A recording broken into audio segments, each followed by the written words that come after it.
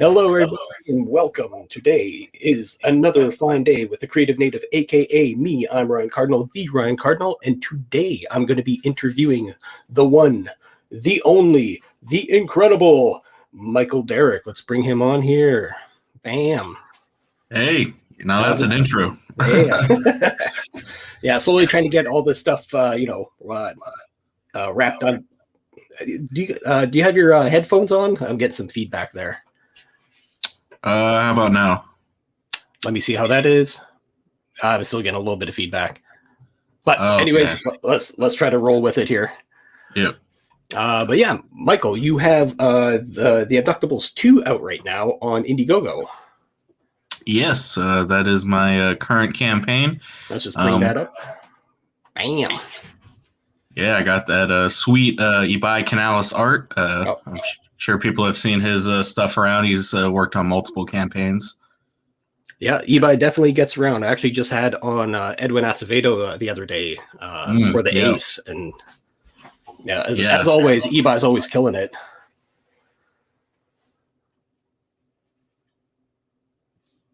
Hello?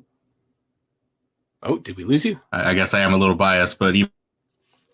Oh, you're cutting in and out there, Michael. Got some technical difficulties. How about everything good now? Yeah, I can hear you now. Okay. Yeah, I think the internet probably cut out. But yeah, like I was saying, I may be biased because I am working with him. But even if I wasn't working with him, he is legit one of my favorite artists, and I really dig his stuff. Yeah, he definitely has a fun vibe with all this stuff, and he seems to be like letting loose more in the Abductables than kind of like almost any other ones. Oh yeah, and that's something he's told me like he appreciates, because obviously people probably his highest profile book so far is probably Iron Sights with Richard C. Meyer, and obviously that's more of a grounded kind of crime book. A bit more on the realistic side, but as far as Abductables goes, yeah, he kind of appreciates that he can just let loose and go as crazy as he wants, because it's all about the sci-fi action comedy, very bombastic. So he can kind of just do his thing, and he doesn't have to worry about any kind of realism or anything like that. Yeah, alien heads getting blown up and whatnot. Exactly. That's awesome. So I remember that you had the first one out. What's that been now? Has it been about a year since Abductables 1? Abductables 1 actually, that actually came out in 2019, so 2 years. Yeah. There was a bit of a delay between the two because, obviously, like we were saying, Canales is a very busy man, works on a lot of different projects, but also I went and did a superhero project. That was my previous INDIEGOGO campaign. So this is actually my third campaign. Oh, that's awesome. Yeah, the first two fulfilled successfully to great reviews. And this is hopefully third time's the charm. Oh, that's awesome, man. That's one of the things, too, that a lot of people are always looking for when the creators are doing this is like, can you deliver? And obviously you delivered with the Abductables. And what was the other project that you were working on? So that people that are first time coming here, always treat this like the Stan Lee thing. First time, get your stuff out there, make everyone view it like it's their first time. Yeah, absolutely. So my other IP, I guess I could call it, my other franchise apart from the Abductables is called Grayscale, and that's actually a superhero comic about a vigilante who can actually see and control the forces of karma. Oh, cool.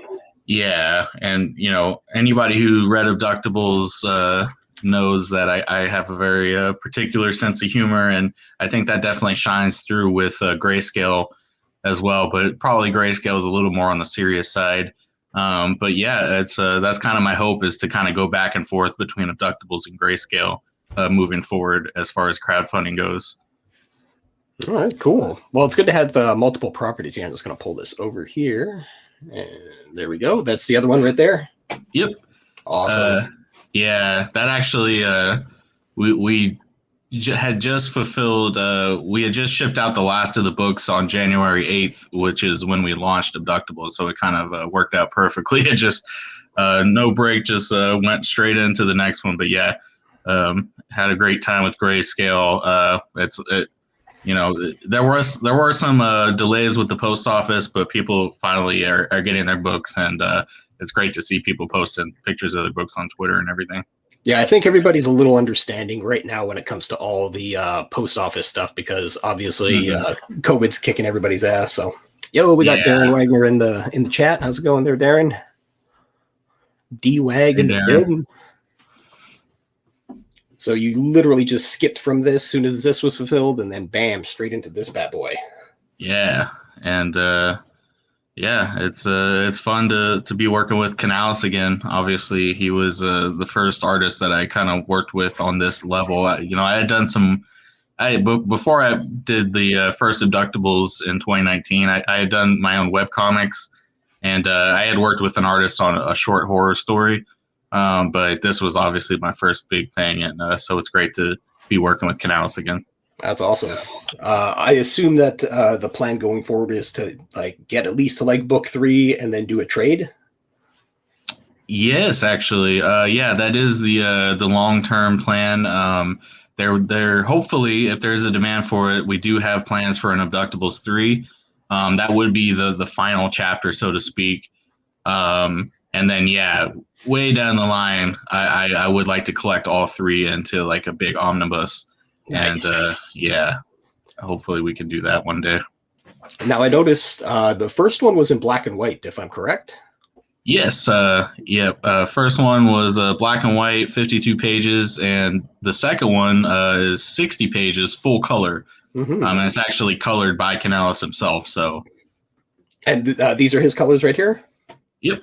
That's awesome. I like the grainy effect that he has for the background going on there, and how that kind of just translates to that nice film look. Yeah, very unique, and it kind of complements his because the first Abductables, while it was black and white, he did add a kind of a grayscale zipatone kind of layer on top of everything that looked really unique and cool. It's kind of his signature look. That's what he also did in Iron Sights, but I think his colors really complement that nicely. Oh, totally. Yeah. So this is just me jumping the gun and going into the future here. So I assume when you do the trade, you'll go back and color the first issue, or I like the leave it as. I like the way you think, because that's exactly what I was thinking. Because the thing is, if and when we do collect all 3 into that omnibus, that trade paperback, it would be important to me to give it to make it as unique as possible, because I want it to be special for people who did back and did buy the first 3 books on their own. So I think that would be a perfect way to add value, is to go back and color that first book, and then maybe add like a short bonus story or something like that, and anything like that to kind of add some extras. Definitely. It seems like it's just writing itself to be that way already, just the way that it's being set up, with the first one being black and white, this one being color, and then the third one not in the too distant future, I assume. Yeah, hopefully. That's the thing, is as long as there's a demand for it, I definitely want to do it. I have a really great idea. The funny thing is, the original Abductables was just intended to be a one-shot. It did have a pretty conclusive ending, but I had a really great idea somewhere along the way for Abductables 2, and I just couldn't let it go. And obviously the reception for the first Abductables was so good that I felt encouraged to pursue that idea. So and kind of the same thing with Abductables 3, and while they all each leads to the other, they're also all self-contained in a way. I like to say, obviously our featured perk is Abductables 1 and 2. So if people did miss out on that first Abductables, they can definitely get both. But if money's tight and they just want to jump right into Abductables 2, it is self-contained in its own way, and just the first one would just add a little more context to everything. Word. Well, it definitely seems that to be in demand here. You have 27 days left, so you're only 3 days in on your campaign. You're already at $5,000, 103 backers. Seems that there's no slowing you down right now. Yeah, hopefully. It's kind of it's funny. These campaigns kind of go in waves. Like you'll have some really good days, and then there'll be kind of a lull, and then it'll pick up again. We actually did. We are on our second 30 days. If people don't know, Indiegogo allows you one 30-day extension. Okay. So yeah, we got to about 57% after our first 30 days. So which is good because I wanted to at least get halfway there. Yep. So we did extend the campaign. So now it's we're just looking to get funded, and yeah.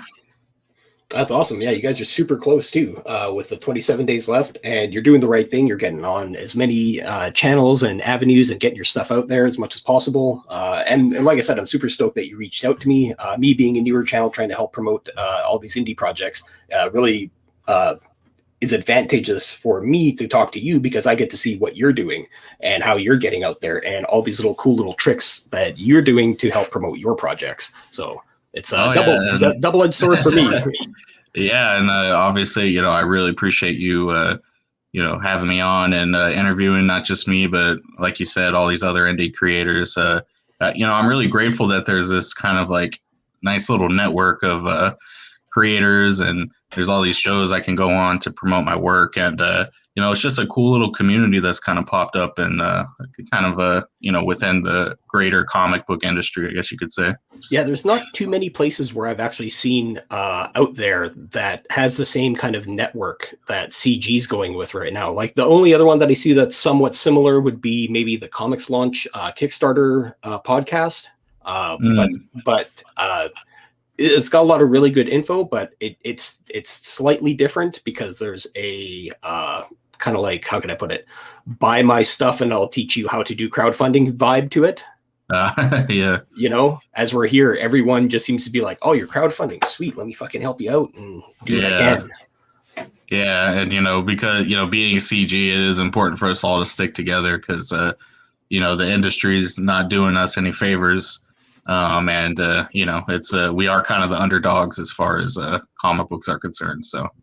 Well, just the fact that like it's blown up the way that it has in the past couple of years, and everyone thought it would be dead in the water within the first, like year and a half, 2 years. But here we are since like, what is it, 2017? It kind of all kicked off. Yeah, and it's bigger now than it's ever been, honestly. Yep, and lots of new creators are coming in because everyone's seeing the writing on the wall for certain things. Like, there's only so many jobs available in the quote unquote big leagues. But why scrape at the bottom of the big leagues when you can do your own thing and have your own IP and make just as much money, if not more? Yeah, that's why we're seeing a lot of refugees from Marvel and DC coming in, and which is great because that brings a whole new audience to crowdfunding, and hopefully some of those will see some of the smaller projects like my own, and kind of get more eyes on all these projects. Yeah, it's that synchronicity that starts happening when like you might not know it now, but you'll pop on a show and you'll be with somebody and be like, oh man, I really like hanging out with that person. And then you guys might end up doing a show on the regular on your own and then create your own avenue, your own circle. It seems to be just really nebulous that way, which is awesome. Yeah, for sure. Let's take a quick little peek at the trailer here. Sure. All right, let's pop this on. Let's make sure that I got the audio.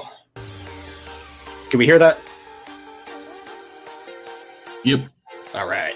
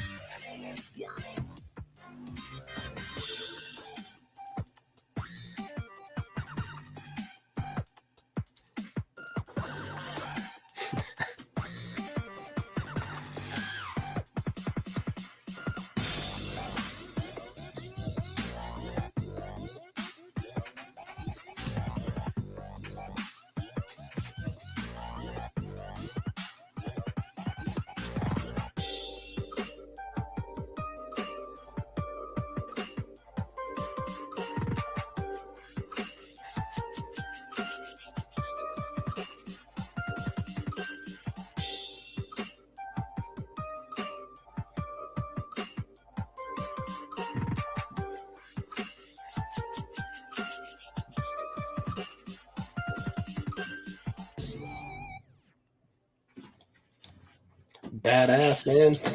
Thank you. Yeah, I'm happy with how I put that little trailer together. Yeah, it turned out really, really well. Obviously, we got all the probing jokes going on.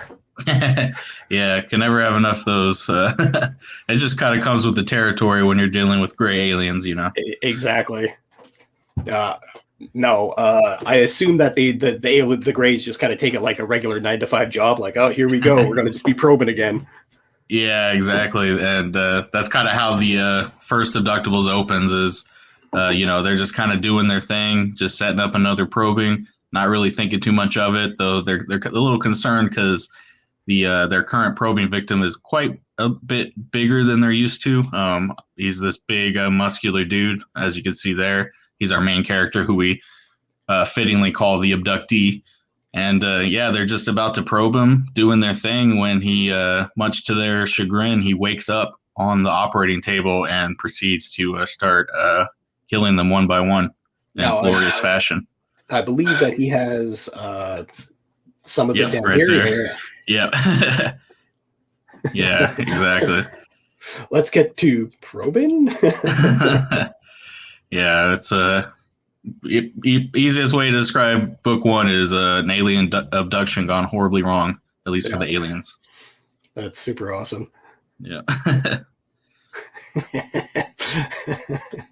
I like all the looks on their faces. They're just like, oh shit. Yeah, and that's what's great about working with Canals is he sells the humor so well. Like, you could just, like, even if I didn't have the lettered pages up here, just looking at the art, it just automatically it just makes you laugh. And he's just the perfect guy to sell that kind of humor. Yeah, and this is obviously like your military Arnie kind of stand-in double. Yeah, he's kind of based on the stereotypical 1980s action hero, the Arnold Schwarzenegger, Dolph Lundgren, the kind of big muscular dude you don't really see anymore in movies. Just wrecking shop. Yeah, the perfect foil for the flabby, small, big-headed little gray aliens that really aren't that great in a physical altercation. Yeah. All it takes is just one savage brute to come and just store on all of them. Exactly. Yeah, that was kind of the original premise, that I came up with when I first conceived the book, was kind of flipping the usual dynamic, because alien abductions are usually presented as this kind of scary thing, and these gray aliens are kind of unknowable. And then so I was like, well, what if we flip the dynamic to where the aliens, at least in the first part of the book, are it's almost like they're the victims, kind of taking that original Ridley Scott Alien and then flipping the dynamic to where it's the human is the hostile organism that's loose upon the ship, as we can see here. Yeah, wiping out the crew one by one, and it's from their perspective, it's like a horror movie. But from our perspective, we're like, yeah, get him. Yeah. And from their perspective too, they're like, this is why we always put them to sleep before we start the probing. Yeah, and there's a reason why, because usually they do inject their victims with a narcotic, and that kind of keeps them in a state of sleep paralysis. But we do explain why it didn't work in this particular instance. Okay. And they got their own version of the. Yeah, that's awesome. Bring in the big guns. I like how he's huge, but he still has this very baby looking face. Yeah. As their secret weapon, but we'll see how that plays out, because Yeah, you got a fully trained military dude versus a giant baby alien. Yeah, man.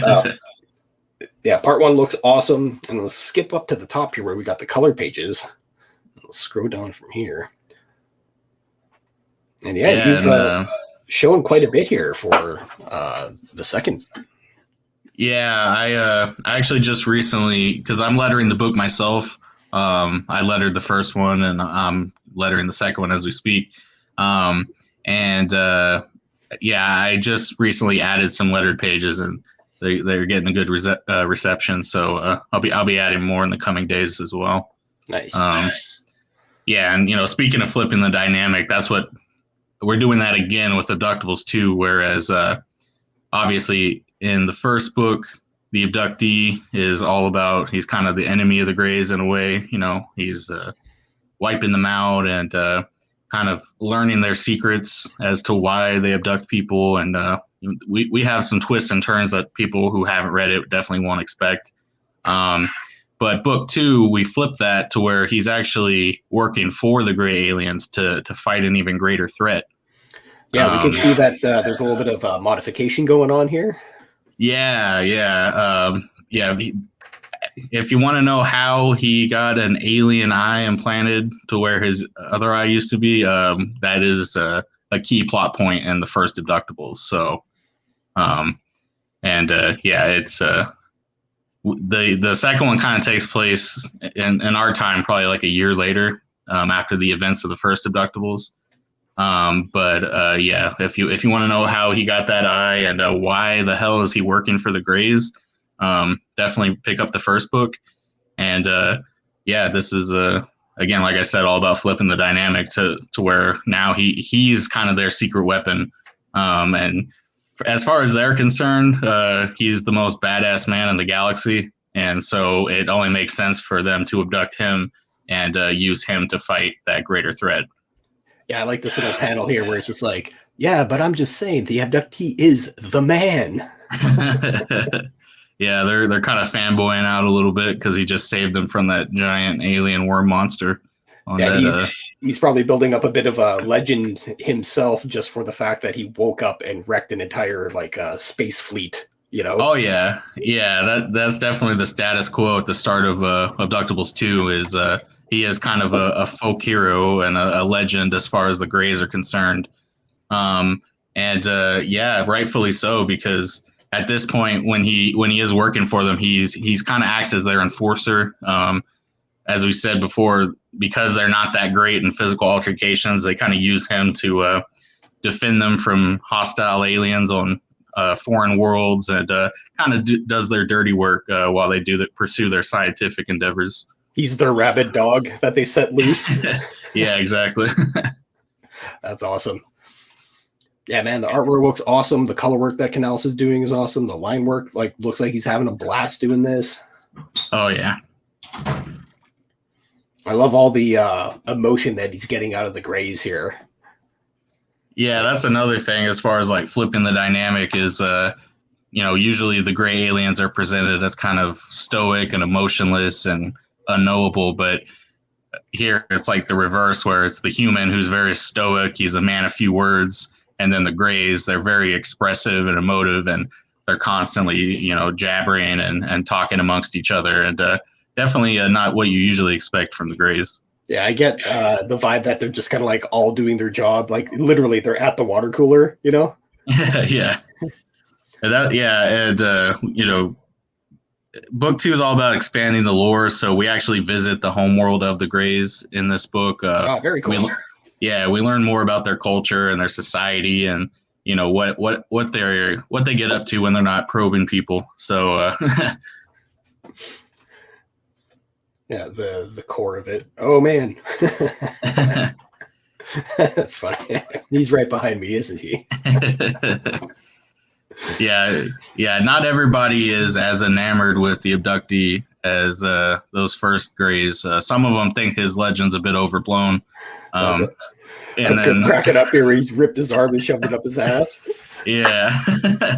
They had to learn the hard way that his reputation is in fact not overblown, and that he's just as badass as they heard he is. So kind of had to remind them of that the hard way. That's super funny. Yeah, man, this looks so good. And the fact that you have the success of the first one, everyone knows your style of writing. We've got Darren Wagner there, AAD. And with your style of writing, obviously you have a knack for comedy. What are some of your comedy influences as you were coming up?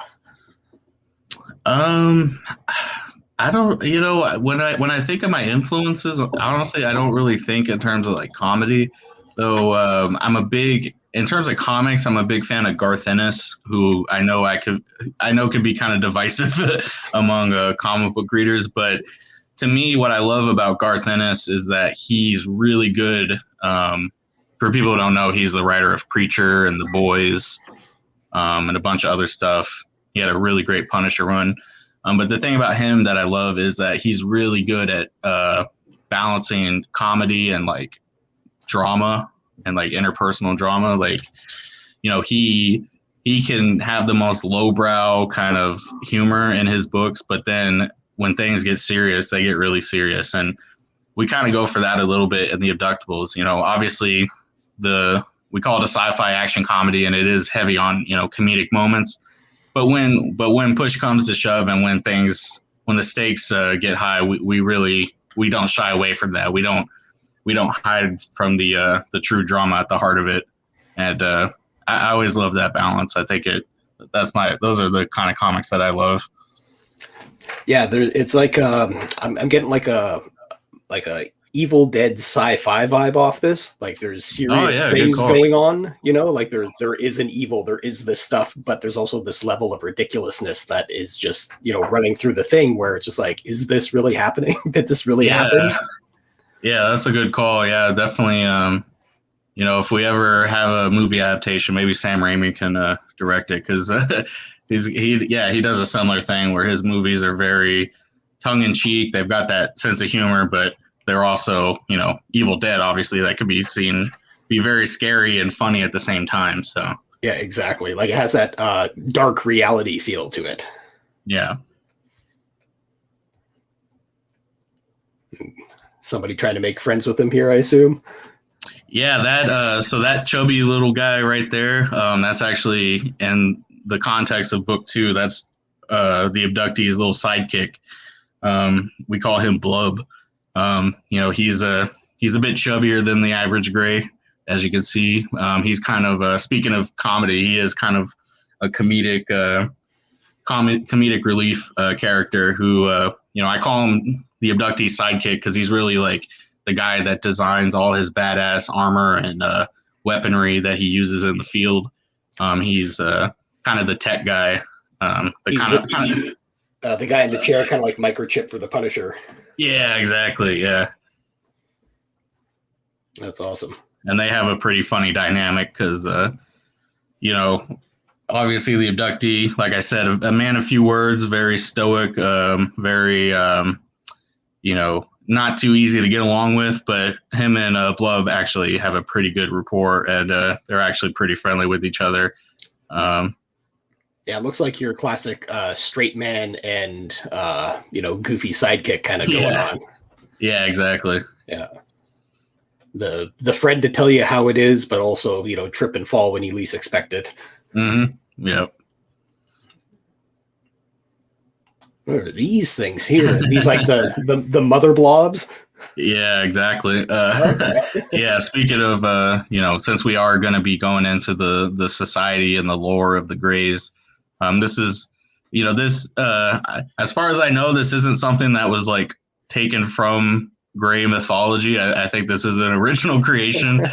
But I just kind of extrapolated the idea that, you know, because all the Greys look the same and they not a lot of diversity, so to speak, in their society. I just kind of extrapolated like, well, okay, well, where do they come from? Are they genetically engineered? Are they clones?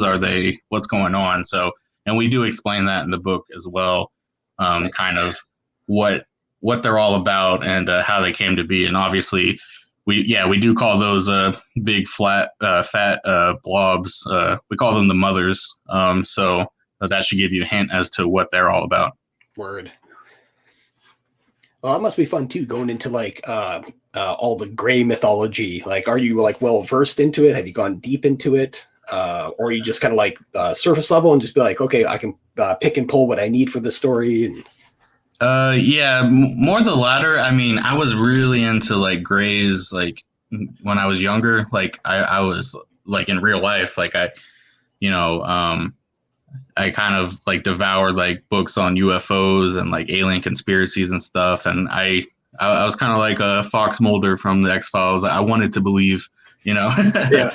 But you know, I kind of I'm not so much into it these days, but this is, I guess you could call Abductables kind of my tribute to that obsession that I had as a child. And that is another good thing about using the gray aliens in particular, is because they're such a fixture in American pop culture.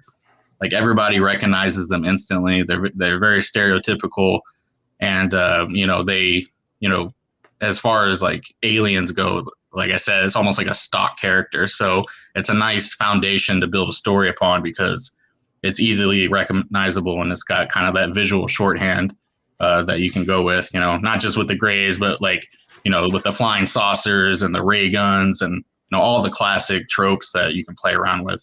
Yeah, a lot of the mental heavy work is already kind of pre-done. So as soon as you say gray, everyone just kind of fills in the gaps there. So yeah, exactly. That's awesome. Yeah, it sounds like you kind of had like a similar growing up as I did, where you're probably into like all the mysteries, unsolved mysteries, stuff like that. Yeah, for sure. Now, do you listen to any podcasts on this kind of stuff? Not so much. Yeah, it's not. I probably would have when I was younger, but yeah. Do you listen to any of that stuff these days? The ones that I really pay attention to right now are Howard Hughes. He's kind of like the new Art Bell, and he's out of the UK, and he'll interview anybody. Like, you got some like wacko, just crazy right out there, like, I'm a unicorn spiritualist, and he's like, okay, I'll interview you. What do you got to talk about? And like, he'll give them the time of day and ask them questions, and it's always interesting. And the other one that I listen to quite a bit are these two Australian dudes, and they have a podcast called Mysterious Universe. And same thing, they're all over the map with whatever they're talking about. So they could be talking about, they talk a lot about aliens, and there's this kind of weird tie-in with Sasquatch and Bigfoot. Yeah. And there's all this like reoccurring lore specifically on how these spaceships and Bigfoot are interacting at the same time, and somehow Bigfoot is just a big dumb moron. Like, they kind of use Bigfoot as this like almost like a tester. Like, if they want to go test something out, they'll send Bigfoot out to see what reactions are. So there's tons of crazy stuff, and I just like it because they get into it, and they're just like, man, this shit is wild. Like, what are we reading? What are we talking about? And they'll go so deep into it, but then they'll do a good job of pulling sideways and be like, whoa, let's look at this from this other angle and see how it actually correlates to all this other stuff. And they kind of start connecting it that way. So it's not just, completely batshit crazy, but there is a lot of batshit crazy. Yeah, that's interesting. It is funny. Like, anybody who has like a paranormal or that kind of show or podcast, it's like, you got to talk about the grays, you got to talk about Bigfoot, maybe some ghosts, but yeah, it's like, definitely at least have grays and Bigfoot. Those are the two the mainstays of the Art Bell type of show. Exactly. Well, especially now too that what is it, the Pentagon just released the papers where they just said straight up, yeah, we have flying saucers in our care. And nobody batted an eyelash. Like, it was like, yeah, no one cared. It's like, you just announced like to the world that you have flying saucers, and it's from a crash site that's ancient, and nobody said anything. Yeah, we're so caught up in like our own like modern day politics. Like, like you said, no one cared, and it's kind of amazing. Like, that's always been the question. Like, if one day we did discover alien life, like, would there be mass panic? How would people react? And honestly, I think they would react like they did to that. They just would be like, oh, that's interesting, and just kind of move on with their lives. I think definitely now it would be like that. Like, they would literally have to show up on the front lawn of the White House, and even then we would just flip the channel, just be like, okay, they're here, whatever. Exactly. Yeah, we're so jaded, and it's kind of sad, but yeah, maybe that is what it would take, like something dramatic like that. Because it's easy to kind of like shrug your shoulders when like a report is released, or like the unclassified files. It's like, most people don't bother to look into that stuff, but maybe a more dramatic entrance from the aliens would grab people's attention. Yeah, like Independence Day, where they just roll in over the city, like that'll definitely get it. Yeah, for sure. Yeah, it's one thing if it's just like a solo ship landing on the White House front lawn. Like nobody would give a shit about that. They're just like, really? You have the ability to traverse space and time, and this is how you got here?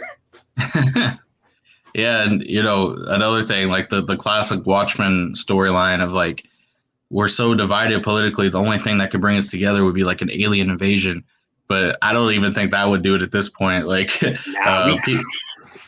people would draw lines between, oh, we have to support the aliens or we have to fight the aliens. Like we would fight amongst each other even over that. So, did you ever watch V? No, but funny you bring that up. We actually, because I know V deals kind of with the reptilian side of alien lore. Yeah. Our main villain in Abductables 2 is called the Reptilian. Nice. And he's we have our own take on the reptilian lore, and that's pretty unique take. But yeah, it's I've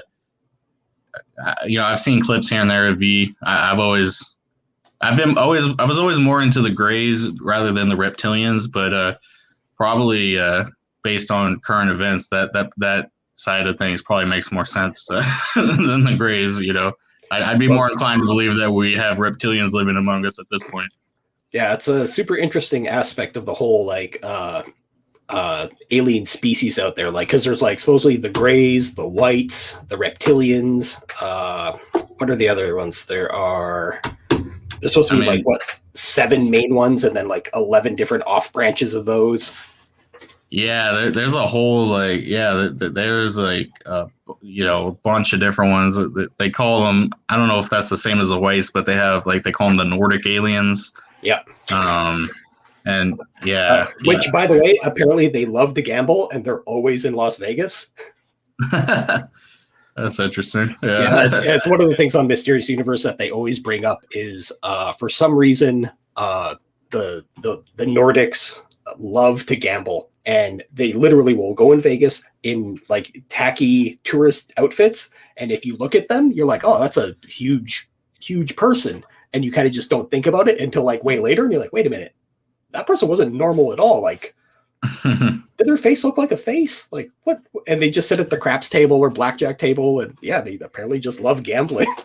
That's funny. Yeah. So anybody who's out there, if you're in Vegas, keep a lookout for these giant, tall Nordic people. They just might be aliens. Well, that's the thing about the Reptilians is they could be anybody. They're known as shapeshifters, and they can blend in among us, and they come from Hollow Earth, which is a whole other rabbit hole. Oh yeah, yeah. The whole what was the pilot? Dave Bird? I can't remember. He was the one that supposedly flew over Antarctica and found the hole into the Earth. Yeah, and we were talking about hopefully one day I could do book 3 of the Abductables. Book 3, that is it does kind of concern that kind of the deeper cuts of UFO alien lore. We do go more into the reptilian side of things in book 3. Definitely a big crux of it is the ancient aliens theory that aliens visited us in ancient times and kind of gifted us with technology. And we go into we even have a Nordic alien stand-in in book 3. So. Book 3 is all about leaving no stone unturned when it comes to alien mythology. Yeah, it definitely seems that you were building up to like a nice big brouhaha of an event for the third one. Yeah, for sure. Though I will say Abductables 2 has like I said, it is self-contained and does have a satisfying conclusion in its own right. Yeah, like this last panel here, like I'm getting some interesting vibes that maybe some of the mothers are asking the man of some certain things that he might not want to do. Yeah, for sure. They're kind of they're giving him his latest mission, and it's quite the eyebrow raiser, to say the least. Yeah, man, this stuff looks awesome. Let's take a look at some of the tiers that you got here for your perks. Sure. So yes. Sorry. I was going to say, go ahead. You're doing the smart thing here. You got the Abductables 1 and 2 together. This is one thing that everybody should be doing if you have an ongoing series, is always have that jumping in point where people can get the previous issues. And yeah, you're super smart to have that ready and available. Now, did you have to go for a second print, or did you have leftovers from the first run? We did have some leftovers, but not as many as I thought. So what we ended up doing is we sold 20 of the remaining copies of that first printing as an add-on perk. And we actually have one of those left, I think. So, people should get on that while they can, because that actually has material that will never be reprinted anywhere else. Mm-hmm. But yeah, so for the main double perk right there, the Abductables 1 and 2, we are going to reprint it. And we're going to put in some content to make that exclusive as well. Because, Nice. I want to keep it special for these crowdfunders as much as possible. So, yeah. We'll probably put like a exclusive pinup or something in there. Very cool. Then you got the digital standard and the digital deluxe. Yep. So digital standard, that's just for the 60-page Abductables 2 comic for people who have already read the first one and they just want to get the second one. Digital deluxe is Abductables 1 and 2. That's a total of 112 comic pages. PDFs, and it also includes a digital sketchbook that has the full script, creator commentary from me and Canales, exclusive drawings, and kind of gives you a behind-the-scenes making-of look at how the book came together. So for Awesome. people who are interested in like how comics are made, definitely get that, because it's we kind of dive into it. It's pretty interesting. Yeah, definitely a good thing for people, especially with overseas and shipping being what it is. Like the simple fact of getting anything internationally is a bit of a pain in the butt, but having this available for those people that want to grab it but don't want to deal with shipping, this is perfect. Absolutely. And we're scrolling down here. We've got the Ridiculous comic. This is just issue 2. Yep, issue 2. Again, that's 60 pages full color, the physical copy. That'll be sent out bagged and boarded and shipped in a Gemini mailer. And for people who have already read the first one, they just want to, or like I said, if they just want to dive into the second one, they won't be too lost. And it's just that standard 60-page comic. Right on. And art commissions. Yes, this is actually our highest, you get the most, in my opinion, you get the most bang for your buck with this perk, because $100, not only do you get physical copies of books 1 and 2, and those are shipped anywhere in the world for free shipping. So great deal for international backers. But of course, you also get a digital art commission from Abductables artist Ibai Canales, who he will draw any character of your choosing from any series. So if you want him to draw your favorite Marvel and DC character, or you want him to draw your own original character, maybe if you have a comic book of your own and you want some promotional artwork, great deal, $100, free shipping anywhere on Earth. And because that's such a good deal, we did actually limit it to 8. We've already sold 2, so we've got 6 left. So definitely, if people are interested in that, get in on it before it sells out. Because that's a hot ticket item right there. Anybody who wants to hop in with that little extra added, that is definitely the one to pop into. Yeah, absolutely. And also very smart limiting it, because you don't want poor Ibai to be drawing. Yeah, exactly. It's like, I gotta let my hands rest, man. Yeah, he's busy enough as it is. I don't want to overwork him too much. And then all these ones down here have been claimed already. Yeah, we sold. We had an original art that we sold. We had an executive producer perk that kind of included everything we had to offer. Plus, they're going to get their name listed on the credits page. Nice. And then we just recently sold our Get Probed perk, which the person who backed that is actually going to get drawn into the book as a character, and they will literally get probed by aliens. So that's awesome. Yeah. I like the little science gray here with his very, very dangerous looking probe gun. Yeah, that's that's we call him the decrepit one. He's a very old gray. He's kind of our mad scientist character. He's the one that's pulling the strings behind the scenes and manipulating the events of the book. And it's up to the abductee to kind of stop his evil plans for the galaxy. Always somebody fucking with shit out there, huh? Exactly. And I assume right here, this is what the Reptilians are looking like? Yeah. Nice. So, yeah, like I said, we dig more into the reptilian stuff in book 3, but in the context of book 2, the main villain of the book he's just called the Reptilian. He is that badass dragon looking dude in the back. The thing about Abductables 2 is that while in the first book, obviously our main character kind of had a field day kicking all the Greys' asses. They didn't put up too much of a challenge, all things considered.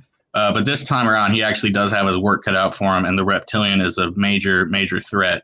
And because the abductee is kind of the most badass man in the galaxy, he's really the only man for the job to take on the Reptilian, because he's kind of this galactic warlord that's just wiping out Grey colonies left and right. And it's up to it's going to take all of the abductee's badassery to take him on, and they're going to have an epic final battle, and it's going to take place in the middle of this huge war between the Greys and the Reptilians' forces, and it's just going to be nonstop action, page to page. Dope. Yeah, if it's anything like you have shown here, man, it is going to be a blast. Yeah, that's all I'm going for, is just to make it as entertaining as possible.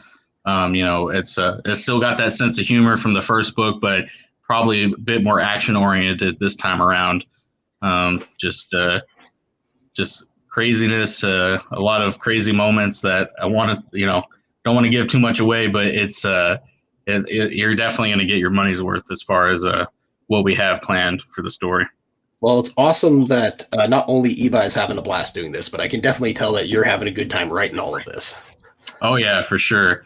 Yeah, it's the full script is already written, but man, it's I'm so proud of the story that we're telling here, and it's it's definitely my favorite thing that I've written so far. Not that I've written that many things, but like I'm just so proud of it, and I just can't wait for people to read it.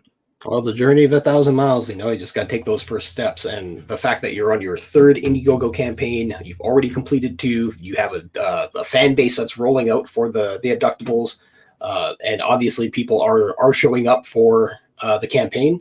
Yeah, man, like this can translate to so many other different mediums so easily. Like the story, the characters.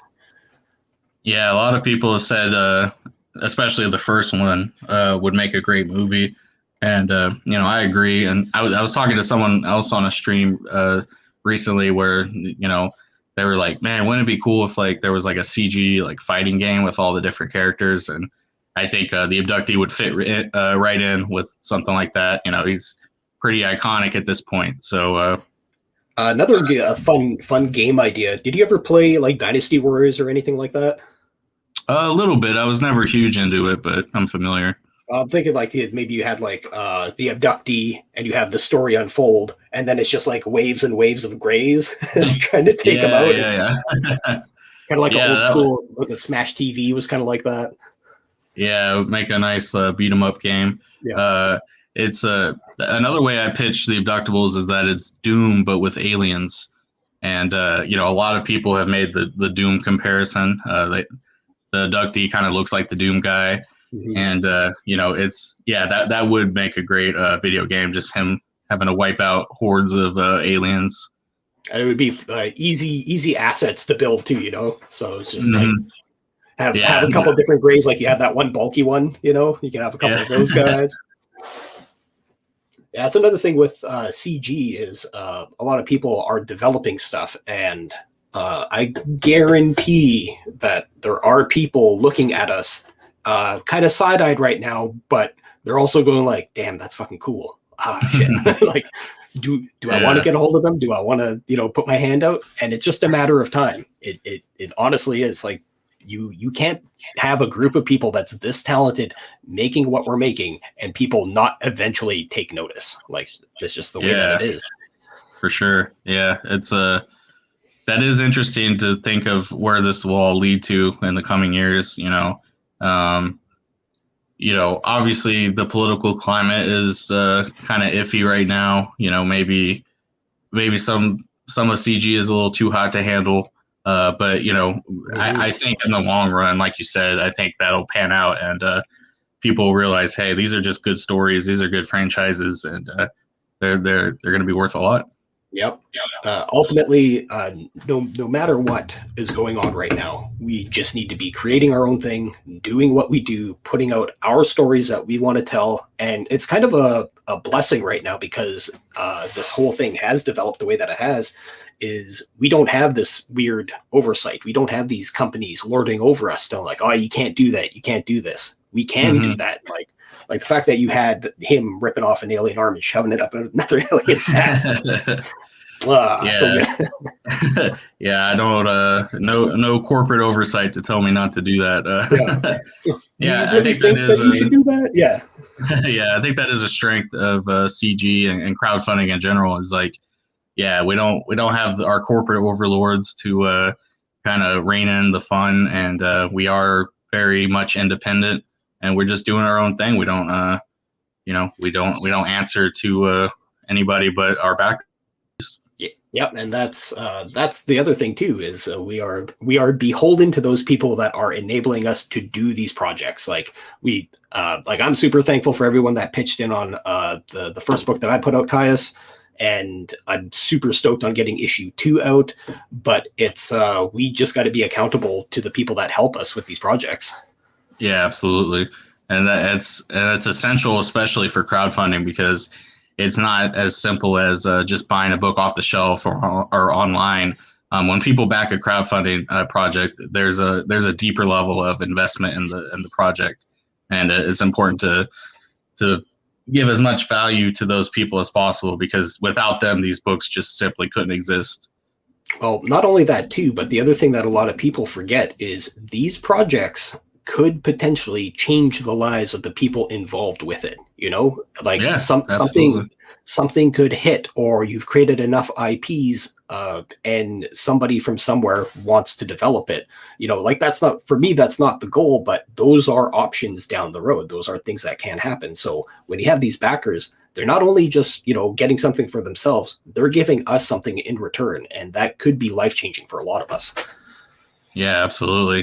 They're very much letting us pursue our dreams, to, not to get corny, but it's true. I mean, that's all I've ever wanted to do is make comics. And the fact that I'm actually able to do it now because of my backers, that just means the world to me.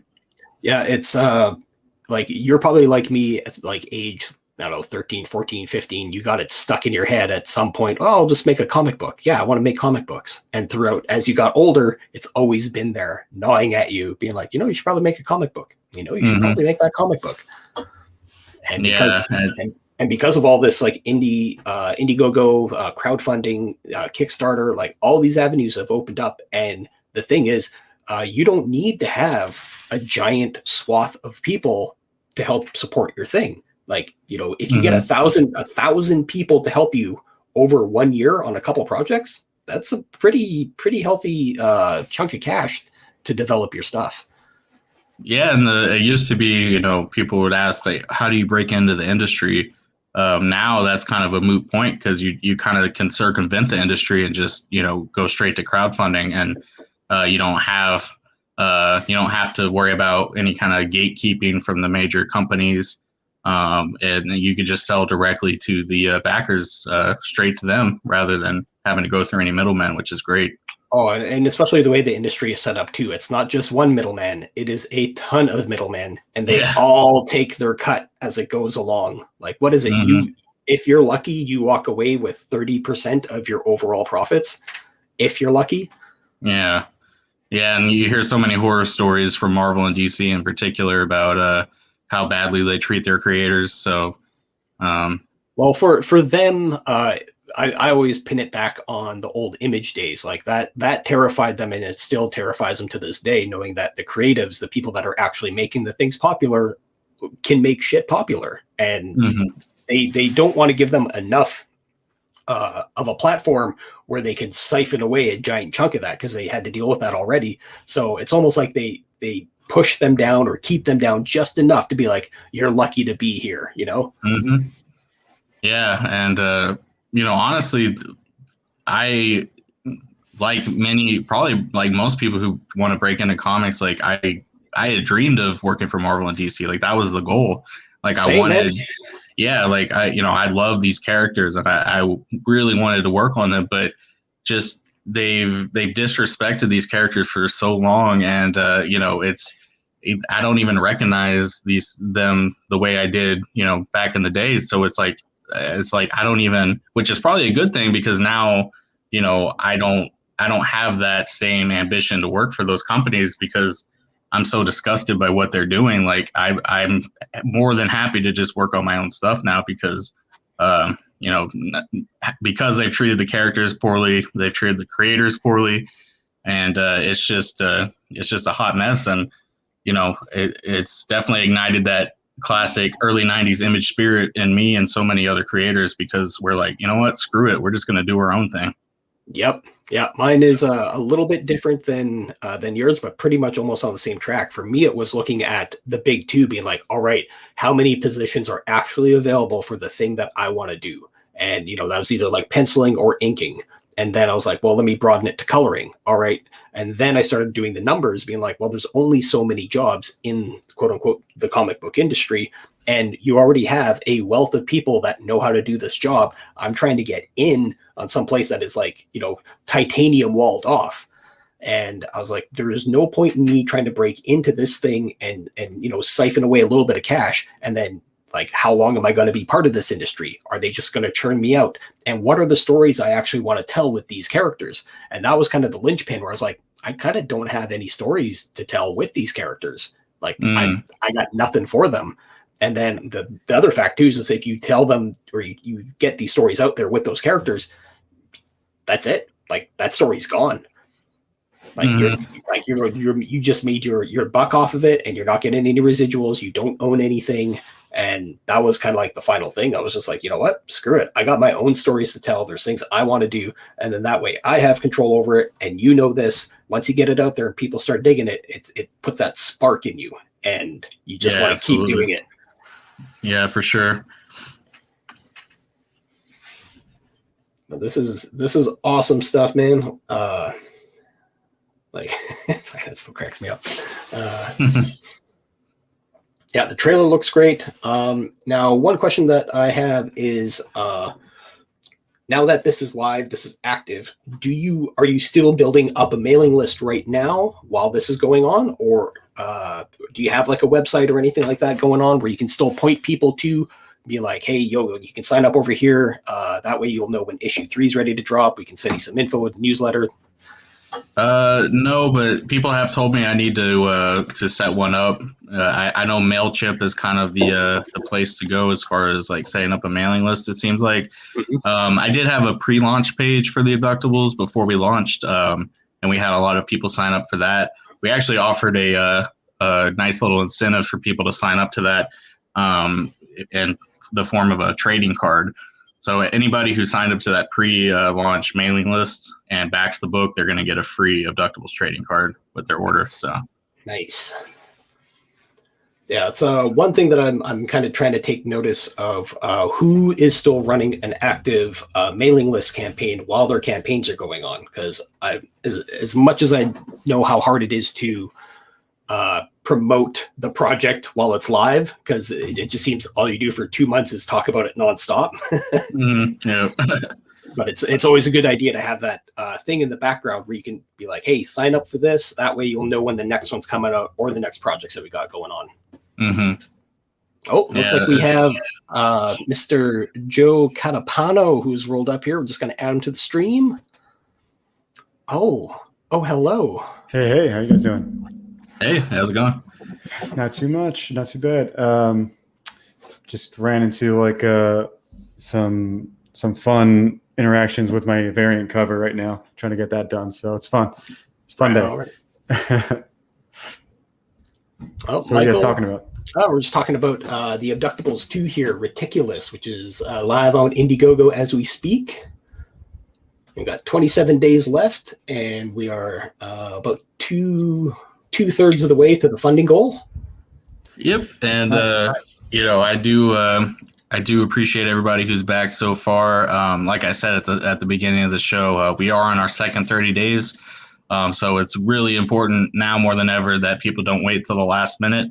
Worst case scenario would be, they do, and then we don't reach our goal because we did set it to a fixed goal. So if the book doesn't get funded, it's not going to happen, and people will just get refunded. So if this looks like something you'd be interested in, and definitely back it. And it's it's definitely a passion project to say the least. And this is my third crowdfunded campaign, so I like to think I'm pretty experienced at this point. I know what I'm doing, and that's all I want to do is just to entertain people and provide them with a very fun comic book. So definitely Cool. Give it a chance. So this is your third time at this. It's awesome. Yeah, it's the sequel to my first crowdfunding effort back in 2019.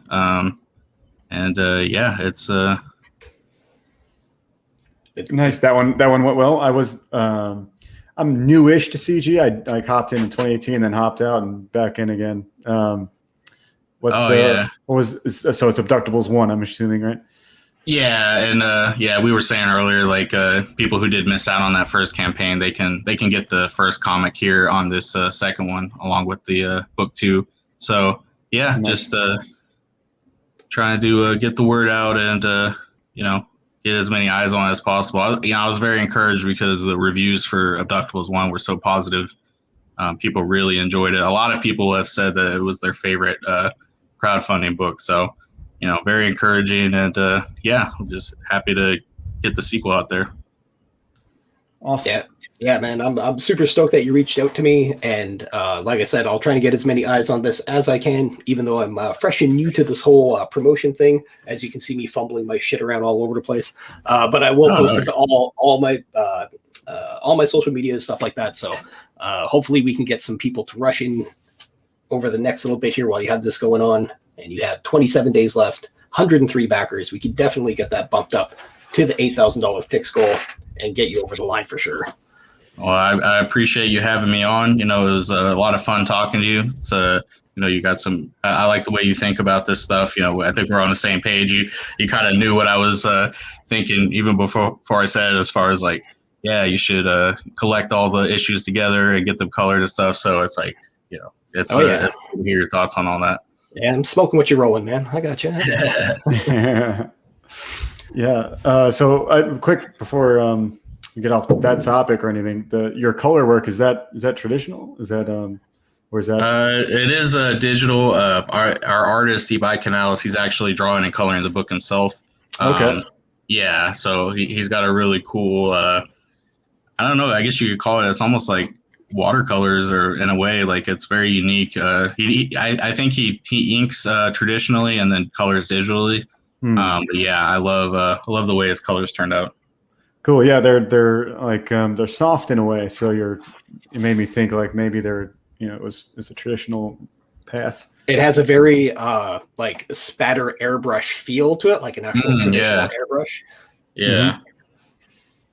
Pretty neat. Yeah, and I think it suits the material perfectly because the book is all about visiting different alien worlds and seeing all these different alien races. So he's definitely free to put as many crazy colors as he wants in the book. Yeah. It's pretty sweet because anytime you have more creative freedom, it's usually better. For sure. No.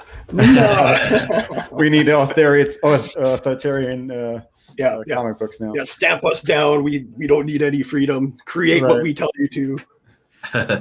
Speaking of, Joe, did you or are you working in the game industry? Did I hear this? Somewhat. Not in a big way. I used to be a part of a startup company and worked there for 4 years. So enough where I know how the pipeline works. But and I've got a lot of friends in the bigger companies, so I know how everything works.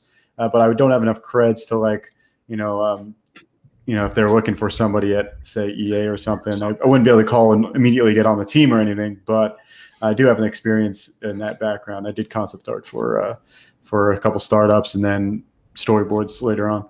Oh, right on. Yeah. Buddy of mine, good friend of mine, Dan Bulio, he was kind of running through that like beginning circuit in the game industry for years and years.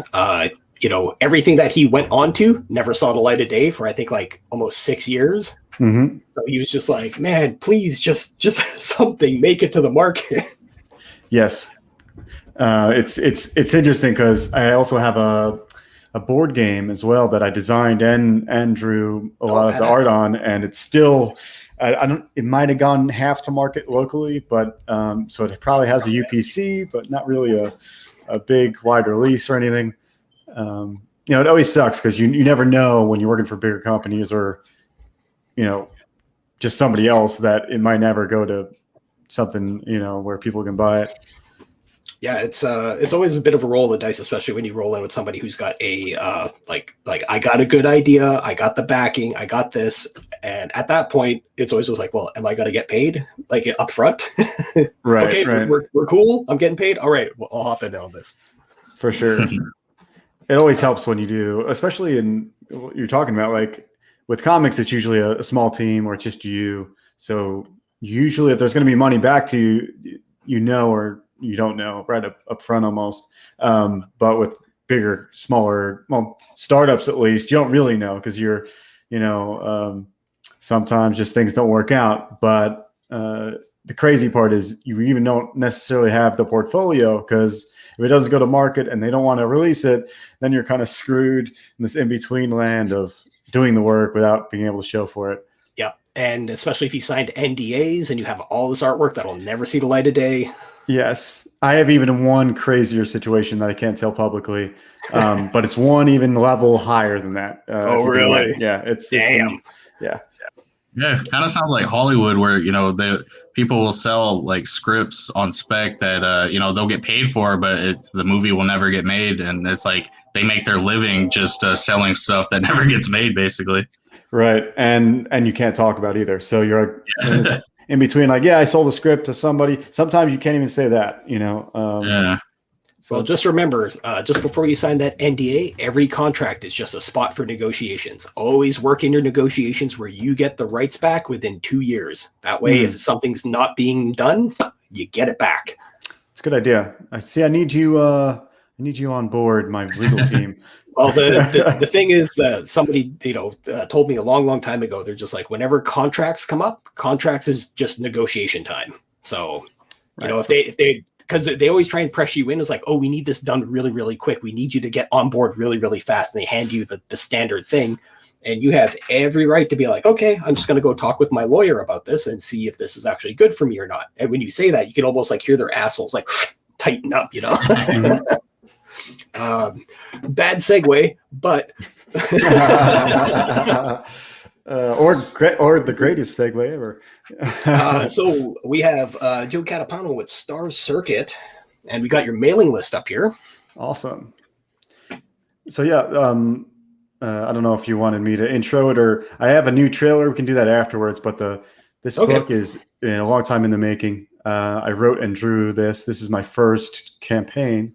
Not very far from my first comic or my first time doing, paid work for it. But this is my first attempt at putting something together as like a finished product, making it work to my standards, which is really hard. That's why it took so long, because I rewrote it and redid the art, and it's just nuts. So over the course of 3 years or more, this is what's come out of it. It's the chapter 1. So Star Circuit's pretty much just the cyberpunk racing adventure where we follow this guy in the future where society's become complacent and androids kind of have become the pinnacle of everything, pinnacle of racing, pinnacle of engineering. Like everything is done through AI and androids. So so you mean 10 years from now? Yes. So in my future, it's it's way far centuries ahead, just to make sure there's no one going to be able to be like, in my lifetime, someone do the Blade Runner thing where it's the date's coming up, Yeah. But yeah, that's a good call. Because that could happen, man. Yeah, it's already happened. Yeah. Yeah, 2001: A Space Odyssey is the best example. Right. Yeah, and So- we just passed the Akira milestone, and Oh, yeah. no psychic children have come forward. So Right. And I saw the trend too. I saw that like we had a bunch of good predictions by a lot of famous authors and whatnot, but not necessarily the time frame. Like we're still on track to have this crazy potential Skynet problem coming up, but it's going to be way farther down the line than we think. That's what I think anyway. But and there's things like that. So I was like, oh, let's just throw it down, way down the line, and maybe these things will come to fruition. All the cool tech that I want to show off might actually happen. Which there's some pretty cool ideas that I think that people can get excited about. But yeah, the basis of the story is very primal. He's just trying to. Well, at first he wants to try to race against these androids. Between him and this long forgotten racing legend that becomes his mentor, he has this ambition to try. But then it slowly becomes this ambition that kind of dissipates and becomes something that he wants to save his family with. So the motivation is really based in family. And yeah, it's like I said, it's all done by me. So the story was kind of a fun thing to wrangle with. yeah, man, I'm getting like obviously some serious Redline vibes from this. Mm-hmm. Mm-hmm. I assume you're a big manga fan and anime fan. I'm bigger in I think anime than manga because I like manga, but some things just don't translate as well. Just like the way you read it and everything. But overall, I'd say the influences are there. I've read select ones, Akira and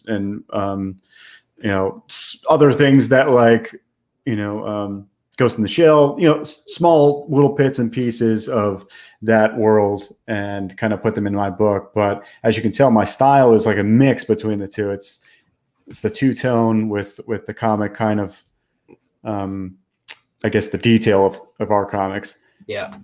And one of the reasons I bring up like Akira and anime is, and you brought up the manga, is because you're dealing with something that is very, very tricky to do, and that is race scenes in a comic book.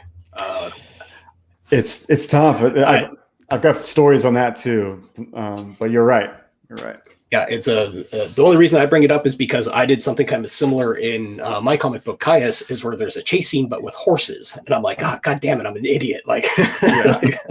Well, that's a double whammy because I know some of the artists have trouble drawing horses. So that is a double, dude. And I know horses are probably a little harder than motorcycles, but motorcycles are. Those are the two things, man. Bikes of any kind and horses. If you can get those across, like you're already like, ahead of the game. It's interesting. I think the biggest change in my art has the ability to draw motorcycles before and after.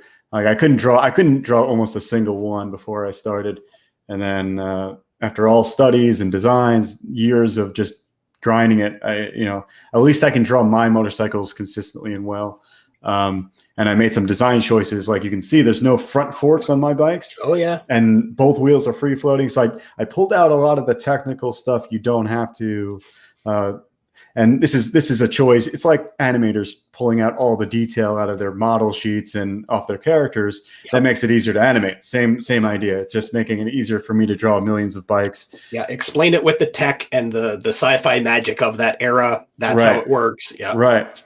It just so happens that, the free-floating wheels are badass. So, well, they got a couple of those like designs where the hub is really, really close to the inside of the wheel, and that's pretty damn close. Yeah, that's as close as you get. I think Cyberpunk 2077 had like a version of that in some way. And it's weird. There's the top, if you go up a little bit to the very top, the background image there, you can't really see it, but in these bikes, this is kind of like an earlier shot of the banner that's up there. I'm not sure exactly where you'd be able to find it. Let me pull it up. It might be here somewhere in the dev blog. But there's a tab at the top. But with the earlier designs in the story, you actually see this kind of progression from it going from slight forks, kind of free floating forks, and then pulling away from that and going directly to the free floating front tire. But yeah, that definitely saves you a little bit of grief in the drawing process. So much grief. I found myself. I looked at Akira and Otomo's work in that gigantic series, and the amount of work he puts in is just ridiculous. And I was like, man, I'm going to try to do what I'm capable of, and simplify the shapes down to what I can do. Yeah, work smarter, not harder. Right. So I have the potential to make this work well. Oh, here we go. Awesome. So on here, you're going to be able to see. I don't know where that goes. Patreon. Oh man, that's still a link to that. I got to break that link. So here you're going to be able to see, like on the front end, there's a little bit of a fork on both of the front end, almost like little hubcaps, but they're like free floating forks rather than nothing there at all. And same thing with the back wheel. The back wheel is kind of connected like what you're talking to in the back, where it's kind of connected with a little, I don't know what you would call that. It's where the chain would be on a bicycle. Yeah. But yeah, the technical stuff I will probably have to get into, because this is just the first chapter, and by the end, I'm sure I'm going to have to really get into some more of the deep engineering of how a lot of the stuff works. Yeah, you can always go with like some kind of like maglev, like what is it called? When it locks it, quantum locking for the wheels, stuff like that. Yeah, things like that. I'm getting into like a lot of the depth of the pseudoscience of it, like these bikes. Because I don't want to talk about the bikes forever, but these bikes. The cool part is the data, or the bikes use data. It's called data burning, and the bikes are called. Oh, I was gonna say, I remember catching you on a previous pod or a previous stream, and you were mentioning that they run on data. I was like, oh, that's fucking cool, man. Yeah, the day I like kind of squeezed by with that pseudoscience in like my brainstorming phase was a good day, because I was like, oh, okay, it makes more sense for the bikes, makes sense for everything. It's almost renewable, a nearly renewable source. But yeah, it's like a Tesla brake, where every time you brake with the Tesla, it charges the battery, except with this future, it's all about the data that's wirelessly being transmitted between everybody. Here's another side bit that I don't really talk about a lot, but in this world, everybody's got a chip that's all connected to the same network. So all of the information is passing through everyone's brains all the time. So everyone's charging this battery. So we got the Elon Musk Neuralink on everybody already. Yeah, but yeah, pretty much a Tesla brake on Neuralink at all times. So very cool. It's fun. Yeah, I like the idea of it data driven. Like that's a super neat idea. Think if it really would work if you could have some sort of, not storage, because you can store energy, but a way for it to be transmitted. In my vision, I think it'd probably be some sort of nanotechnology that would have to transfer what I would call gates, and the data would have to pass through a gate of some kind, and that gate would also have to be able to move through some sort of nano path. I don't know what it'd have to be, but we don't have to worry about that. do a little bit of research into black holes, because then there is the whole thing of all the data of everything that gets sucked into a black hole. The information actually still exists on the outer edge of the black hole. So if you got ripped into it and you were in the black hole, you still exist as information in the black hole, and theoretically they should be able to extract that. So nice. There might be something within that you can play with. Who knows? It's a good idea, because like that. It is diving into the space-time aspect of how everything kind of connects, and I think I'm diving into that anyway. So I might have to because some more research. Like through this, I'm like, information. There's more to this that I think he's letting on. Yeah, there's a big part of this book is what you don't see. So most people haven't seen anything yet. So that's the thing. Like the first chapter kind of teases you into this world of everything. That's probably the best and the worst part of first chapters. There's so much to learn and be teased about, but there's also so much to, have to accept right away. The introduction is just hard to pull off, I think, especially for sci-fi stuff. Yeah, you kind of just got to plop it in, let it be what it's going to be, and then explain the shit out of it later.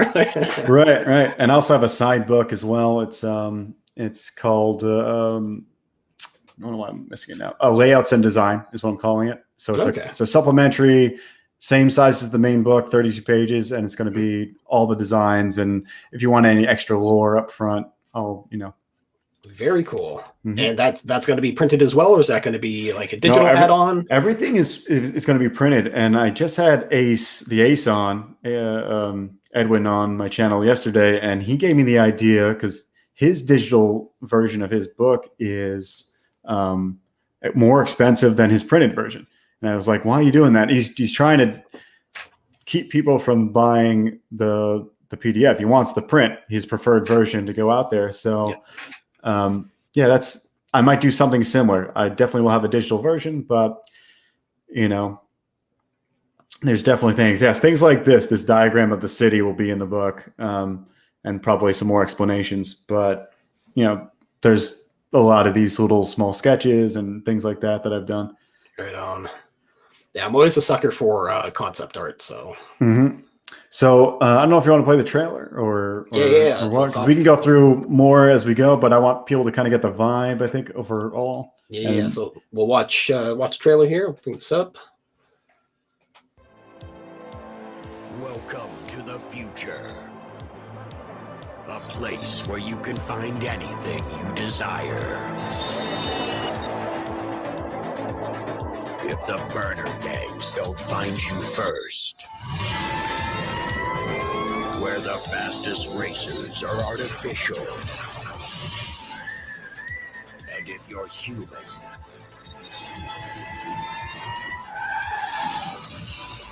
you don't stand a chance.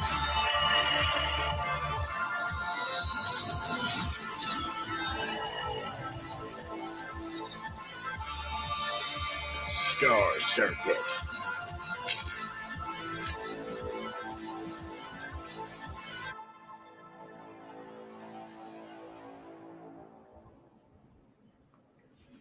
Oh yeah, great. Yeah, always have to shout out Ted Zagaro on that one because obviously the art's all mine, but the editing and music is done by this great guy Ted Zagaro, who's kind of been in Comicsgate off and on, probably way more before. He did a Xenotypes trailer, and I think Eddie Winkler's book, Sovereign Wolf. Michael dipped out there, so yeah, I saw him. Gives a little post. All right, so we'll catch up with him in the world of Twitter, more likely. But for sure. But yeah, between Ted and Red Gaze, they seem to be the ones that are like killing all the trailers lately. Yeah, for sure. The only one missing that most people, not most people forget, but I see it on Lucen's trailers, are Ascension Entertainment, or is it Ascension Media? Geez, I can't remember. Yeah, but did he do Bancroft's trailer? He did Bancroft's trailers. Okay, yeah. So they are good. I would definitely use any of these guys. Ted is like someone, I think maybe Bancroft told me, but Ted is just like specifically in love with like this genre. So he went over the top with it, which is what I need. Yeah, trailer looks awesome. Artwork looks kick-ass.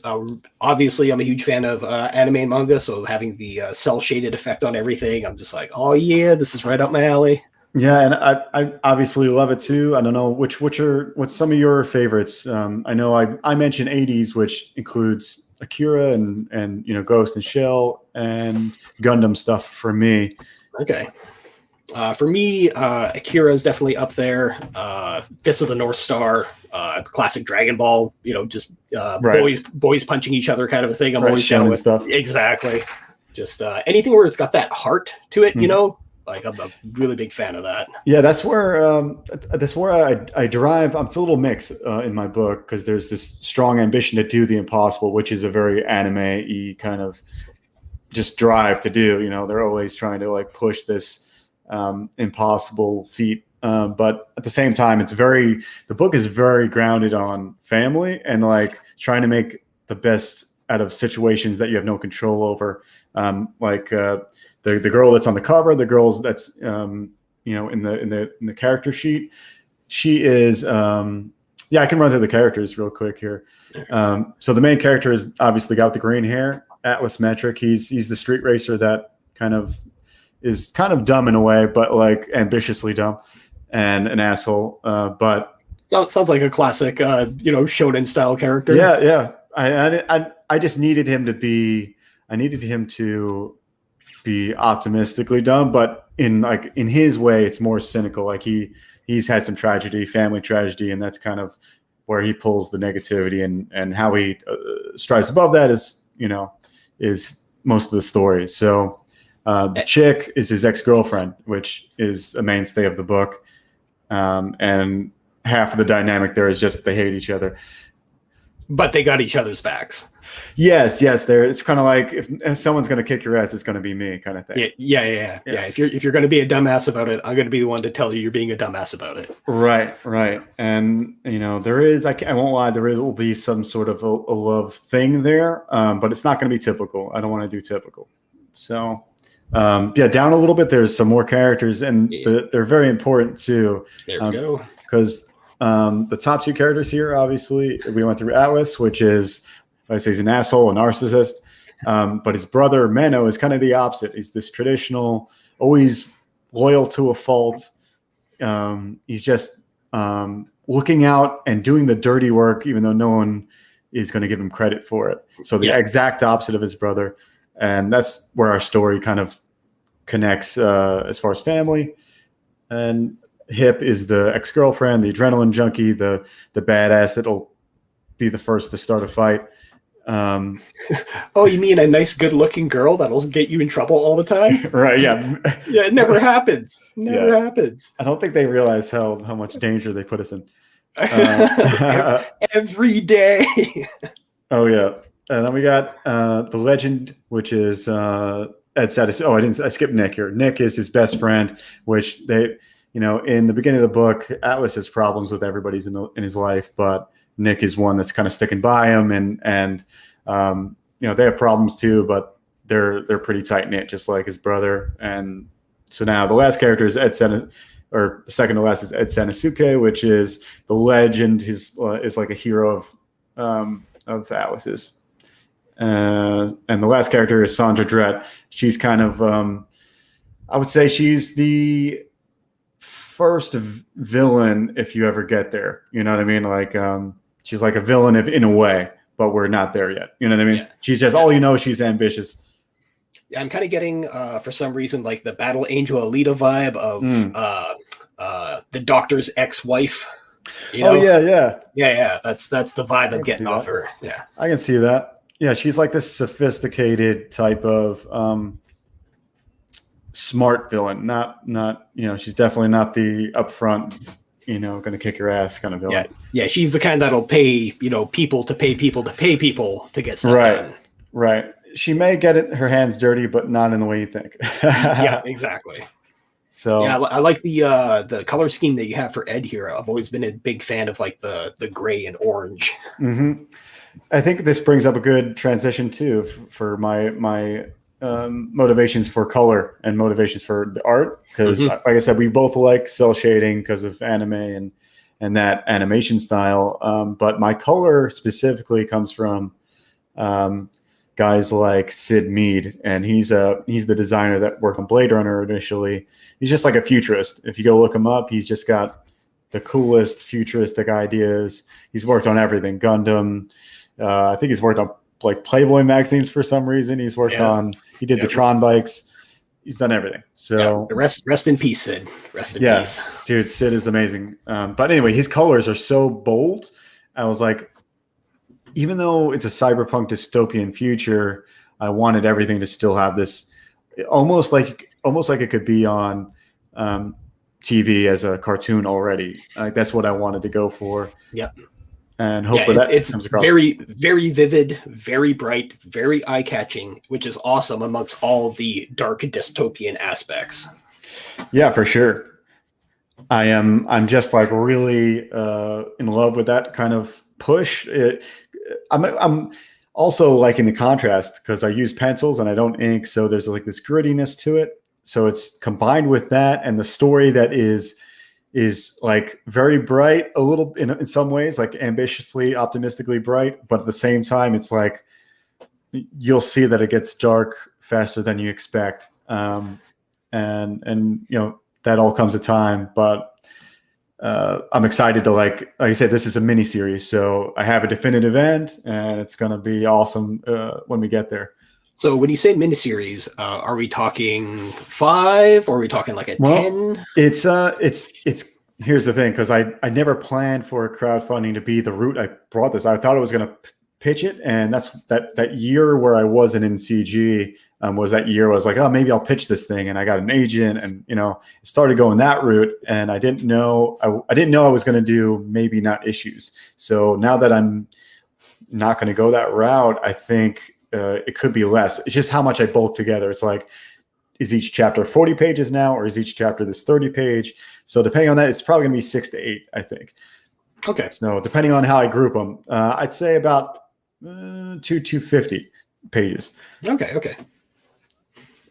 But and doing it this way too, it doesn't limit your options for having it down the road. Go with the original direction of a pitch. If anything, this helps build that backbone that much stronger. Right. Yeah. Like I wouldn't same thing, kind of what happened with Clint Stoker with his Downcast. I would, if Pete came to me and was like, let's put it on alternative, I'd be like, okay, yeah. After we get it out to the main guys, I don't mind putting it in as a lineup somewhere. But yeah, that was my intention, to have the first issue be an extended, because that was the idea. The idea was I'd pitch the first book, and usually books are 22, right? Yeah. 24 maybe, right? And after I read the first issue, I'm always like, that was too short. Like, you can barely get to that catalyst moment. Yeah. I was like, I need a little bit more. I want the pacing to be a little bit different. Yeah, that's one thing with the crowdfunding campaigns that I think is more advantageous than going the traditional, comic book route of having the 20 pages to 22 pages. Is we can make it the page length that we desire to tell that type of story for that period. Like if it is a 64 page, you can use those 64 pages how you want. Mm-hmm. And that's for sure. Yeah, because you brought it up before, and I forgot to tell the story, but chase scenes are hard to do. We were talking about your story with horses. I'd say any chase scene is going to be tough, especially in comics. You got to be able to get their attention, keep their attention. This is why I think Akira is super important to watch and look at, especially the manga, because there are so many chase scenes in that comic book, and they're riveting. Like, dude, it's all about like the reactionary stuff. It's not necessarily, you got to think about. And you can see in the first few pages, maybe go to the main page on my website, and you can see the pages, and you can see what I'm talking about. The first thing I realized was it's not about the character itself. It's about the reaction to the race. It's a reaction to the chase. So right below my name is the next button, and you can go read the pages. Just a little bit. Right there. Yeah, there. Yeah. So these are the actual pages. This is Eric Weathers' lettering. And the second page, maybe go to that one, or maybe it's the third page is the example I'm thinking of. Yeah, third page. So here we have bikes drive by almost immediately in the book, and they get blown away, like off their feet, pushed back. That's how fast they're going. And that's something I pulled from Akira. That's a tribute from so many like scenes where like bikes are driving by and everybody just gets, whipped to the side. Yeah. The clothes are like, oh yeah. Just like over the top, which I think the dress actually wouldn't be over the top with girls' dresses like flying up, because the wind is pretty fast. Yeah, that's one thing with the One Punch Man manga is so good at, like Murata, his ability to get sense of motion and action from still to like high speed in literally like a panel, and you're like, oh shit, that's moving so fast. Yeah. And Red Line is crazy, man. Red Line's that. I'm not there yet, because the first chapter doesn't really get into so much of the pro racing yet. But once you get to that level, that's one of the journeys he's going to have to go through. Is like, here's the jump between street racing thugs to pro racing androids. It's this other level of humans can't even physically do it. Yeah, you're going to be able to barely hang on to the throttle, let alone. Right. So when we get there, we'll have that moment. And I don't know how I'm going to do it yet, but there'll probably be some page warping stuff. So that's cool. I've always thought of doing a fold out page like they used to do. Like Yeah, like the old Wildstorm, they had that, what was it, issue 5, where they had like a 5-page gatefold. Yeah, and I was thinking about it today. Well, actually, Eric Weathers brought it up on his little stream today because he's planning to do a book where every page is a double page kind of layout. Okay. And I was like, oh, that'd be cool too. But then I was like, I like it only because it's extra wide. So if I fold out 4 pages out from the main book, I could have this nuts panel that's just like 4 feet long. Yeah, you know. I don't think, and that's just like something as a creative person, you're like, oh man, I kind of secretly want to do that. Where you're presenting it at ultra wide screen, you know? Right. Yeah. Or just like I can, you know how they did in Red Line where it was stretched, they would warp his face. What if you had a panel that just like pulled so far back? That would be so mind blowing if I saw that in a comic. Yeah, I remember back in the day when I got that Jim Lee Wildcats, and I didn't know that there wasn't just one, there was multiple gatefold fold outs, and I was like, oh shit! And then he folded out, and was like, holy crap!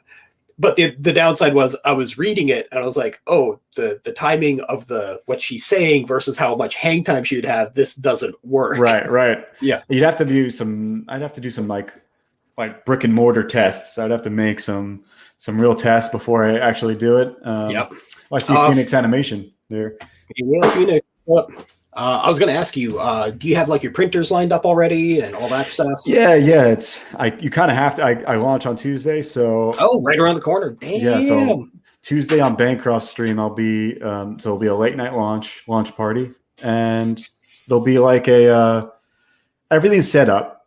The things I don't know about are the things that I can't know about yet.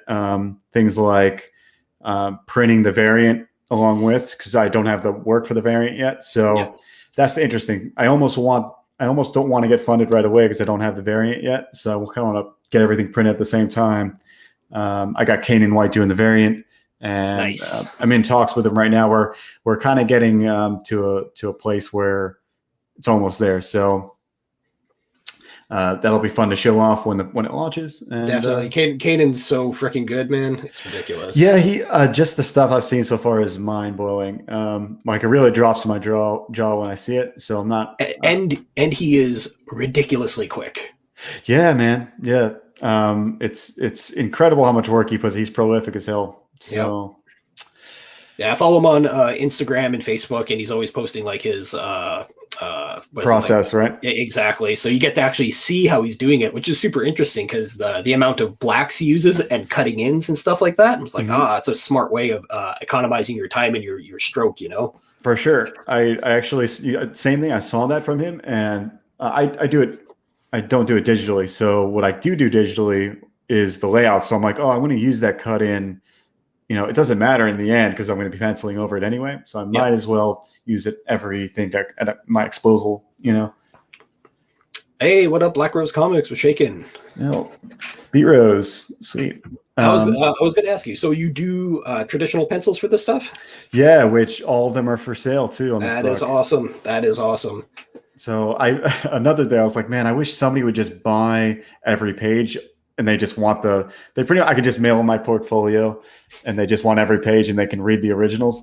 One day, maybe I'll get that to work out. I don't know if that will ever happen for anybody, but it's cool. It's cool to sell your originals because you put so much, like you could feel the struggle on the page sometimes. Yep. So yeah, it's tough to beat too when like sometimes it comes so much easier when you're just drawing pencil and paper as opposed to digital where you're just, repeat, and you're like, nope. Yeah.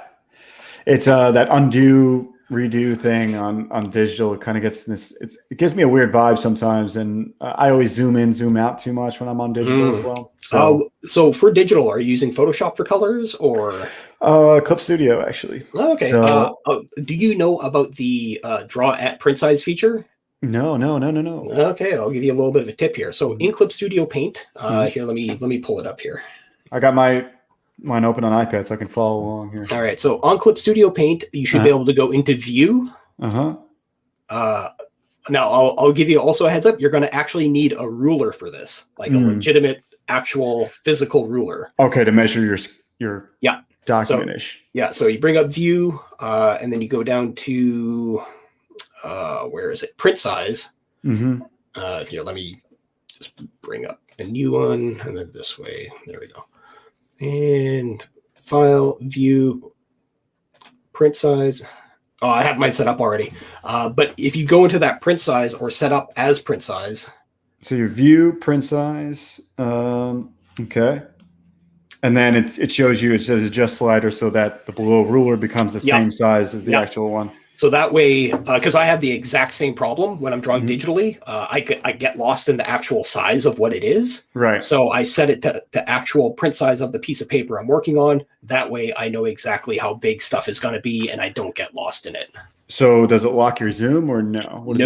No. What it does is say that you are zooming in and out and stuff like that, but you're like, oh, fuck, I just wish this was a regular size of paper, like 11 by 17 I'd be working on. Then you just go to that, you click on print size, and it'll snap it to what the actual real life paper dimensions are. Okay. It's like a good way to snap back and stay there. I think that's I'm going to be using that like immediately. So that's like, it's already that's like invaluable advice or help, because I probably will use that immediately. Yeah, man. As soon as I found out about that, because I was working storyboards for this one company, and then we got hired to do a comic book, and I was zooming in and out so much, I'm just like, oh, I just wish there was a way I could just keep this at an actual 11 by 17.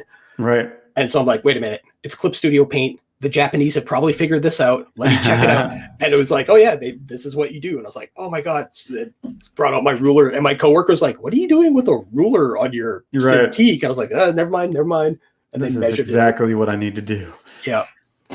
Yeah, that's incredible, because we're on the same boat. So I had the similar issue, and I literally stopped doing digital work, final digital work, because of that reason. It just either I get sucked in too much into it, or I would maybe like pull out too much and not draw enough. So both ways I think were an issue for me. Yeah, for me, the way that I'm doing my book is I actually draw it at print size, but then I have it at 1200 DPI. So that way, if I need to go in and do it big, no problem. And then that way too, when I'm previewing it in Clip Studio, because Clip Studio has the book preview feature, then I can see exactly how it's looking. If I have any weird panels where, the panel runs into the next page accidentally because of the borders and stuff. Right. So I get a nice preview that way. That is cool. I think I'm learning different things. It's when I go back to it and I set up probably book 2, volume 2 of Star Circuit, I'll be doing it that way. I'm pretty sure I'll still be doing the colors. I don't know. Like I for a while I was looking for a colorist to. Oh, your colors are killer, man. These are badass. I appreciate it. It's just more like time. Like it just takes that additional, and actually I have another book right now that I'm signed on to in between these two while I'm campaigning, called Left Hand Free, and I'll be doing the same process. So pencils and digital color. And I told them, I can do what you're talking about, but it's going to take me, more time if you want me to do pencils and color. It might slow down the process. Quick question on the process. Sure. On average, are you like a page a day kind of guy, or? Oh no, I've grown much since those since the days when I did these pages, but I think the average now I probably can do. It's tough. It's close. If I really hone in on a good day, I can do a page a day. But okay. I would say not every day is a good day. So well, with the amount of work that's going into these pages, I would be very surprised if you're cranking out like page a day consistently, because there's so much detail. Yeah, it's my dog trying to get out. What are you doing? Let me out of here. I'm sick of your shit. I know. Let me check on him real quick. Do your thing. I'll keep everything afloat here. So we got Black Rose Comics in the background there. We got Phoenix Animation. How you guys doing? Hope you're doing well. Here, I'll do a little bit of shilling for myself right now while Joe's doing that. So I got my mailing list up and running here for Caius, A Story of Blood and Stone, issue 1 and 2. You can hop on over to the page and sign up for the mailing list. And everyone who signs up to the mailing list for this, you will gain access to the secret perk. Only by being on the mailing list will you gain access to that. And what that's going to be is there's a limited print run of the comic that will only be active to people who have signed onto the mailing list. Just want to do something kind of, I kind of did this with the first one, and I had a really good feedback from that. And you will be able to get issue 1 and issue 2 of the secret perk by hopping on that way. That's awesome, man. Are you? What's your plans for the secret tier? Secret tier. No, secret tier is a basically you'll be able to get the only color cover of the book through the secret tier, and those are all limited print runs. Oh wow! So you're only coloring, or so I'm a black and white comic book. Oh, okay, that makes sense. Yeah, and the only color that's going to be on it is in the secret tier pack. So wow. Okay, so I'm glad I signed up because that's pretty big. Like mine's a little different. If you sign up, you get the free trading card, but my secret tier is just a discount, which is still good. Oh yeah, still good, but you know. Yeah, I was definitely trying to have something where it's incentive to people to hop onto the mailing list and have a limited print run because I only print 100 of those books and that's it. And if it doesn't completely sell out here, then whatever's left over is going to get carried over to the third campaign. Oh, wow. Yeah. And then after the third campaign, that's it. You will not be able to get any floppy comics. Once that third and final campaign is said and done, issue 1, issue 2, issue 3, that will be collected into a trade paperback, manga like, the little digest size. Right. Because I'm here in Canada and shipping is a bitch. So like they nail you to the wall for everything. So that's the only way you'll be able to collect the previous issues is in the manga style digest. So that's awesome, dude. And so you're doing manga size or it'll be a little bit bigger than manga size because it is American style size comic book. So okay, yeah, that's awesome. I think you're like in between, kind of like doing a similar thing as me, but in like a totally different way. Yeah, this is one of the reasons why I wanted to talk to everybody and started doing the reach outs here, because everybody's got a slightly different way of doing the same thing. And everybody's going to be like, oh, I like that. Oh, I like that. Maybe a little of this. Like, it's like a buffet of, for sure, buffet of creation. Yeah, I'm like and everybody has their own kind of, vibe and tier and flavor of like how they do their stream, how they do their book.